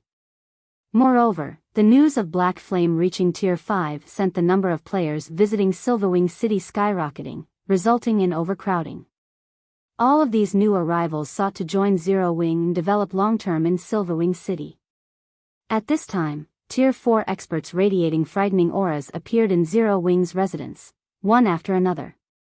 The arrival of these experts instantly silenced the bustling residents. Even the players lining up to take the test to join the guild couldn't help feeling frightened. What's going on with Zero Wing? Why have so many Tier 4 experts gathered? Are they here to maintain order since there are so many people applying to join the guild? Amazing. So, this is Zero Wing? I saw over 50 Tier 4 experts already. Some super guilds don't have this many Tier 4 experts. That's not all of it. Look at their equipment. Every one of them has at least 3 pieces of level 150 epic equipment. I wonder when I'll be able to get one for myself? The eyes of the players lined up in the residence's courtyard widened in shock as they took in Zero Wing's Tier 4 experts. Previously, they had recognized that Zero Wing was a powerful guild but felt that it had become a superpower in God's domain only because of Zero Wing City and Black Flame's undefeated legend. Upon seeing the situation now, they realized that Zero Wing's foundation was far more terrifying than they thought. Not only did Zero Wing possess far more Tier 4 experts than most superpowers, but these experts also had superior equipment standards compared to the various superpowers Tier 4 experts. Currently, over 50 Tier 4 experts were gathered in the courtyard. This was a spectacular scene that those present would rarely get to see in their lifetimes. Not to mention, these Tier 4 experts were not repressing their auras at all. When these auras overlapped, they came together to generate an aura far more frightening than that of superior mythic monsters. Even Tier 3 experts shuddered involuntarily, forced to keep their distance from these Tier 4 experts. Why would Zero Wing gather so many Tier 4 experts here? Is it conducting a major operation or something? This is indeed unusual. A guild would gather so many of its Tier 4 experts in one place only for a special event. As the number of Tier 4 experts kept increasing, the non-members in the courtyard felt something amiss. Even Zero Wing's members started growing antsy at this situation. Ji Luorong looked at Violet Cloud, who had just arrived in the courtyard, and asked, "Big Sis Violet, do you know why the guild leader suddenly summoned us?" "I don't know, either. Big Sis Fire suddenly contacted me and told me to come here right away," Violet Cloud replied, shaking her head. She then visually inspected Ji Luorong and exclaimed in surprise, "Luorong, your mana body is at the 110% completion rate already? You've made so much progress." Ji Luorong had joined Zero Wing only recently. Although Zero Wing was much stronger than before, the fact that Ji Luorong managed to increase her mana body's completion rate from under 105% to her current 110% proved that she was monstrously talented. Hee hee. It's because of the Sword Saint legacy Big Sis Fire gave me. If not for it, I would have taken much longer to reach 110%, Ji Luorong said, smiling. Inwardly, she still felt a little delighted. After all, only a tiny number of experts in God's domain had managed to develop their mana bodies to a 110% completion rate at this stage of the game. However, when Ji Luorong carefully sensed the mana surrounding Violet Cloud's body, her delight instantly vanished. The mana close to Violet Cloud had already liquefied. Although it was limited to a small portion of her mana, it was still better than nothing. The fact that Violet Cloud could accomplish this feat meant that her mana body's completion rate had already reached 115% or above, according to what Feng told them. She might have even reached the 120% completion rate already. At this time, a masked, middle-aged man clad in black approached Ji Luorong. The aura this man radiated practically rivaled that of a superior mythic monster. This middle-aged man was none other than Crimson Mask, another Eternal Glory member who had joined Zero Wing. "Commander, why did Big Sis Fire suddenly call for us? Is something big going on?" Crimson Mask asked curiously as he looked at Ji Luorong. "I don't know. Big Sis Fire only told me to come here as soon as possible and nothing else." Ji Luorong shook her head. When she noticed the qualitative transformation of Crimson Mask's demeanor, she couldn't help sighing to herself ruefully. B***B greater than Y/B. Initially, Crimson Mask had opposed Eternal Glories joining Zero Wing. He felt that even without joining a guild, he could still develop Eternal Glory to great heights.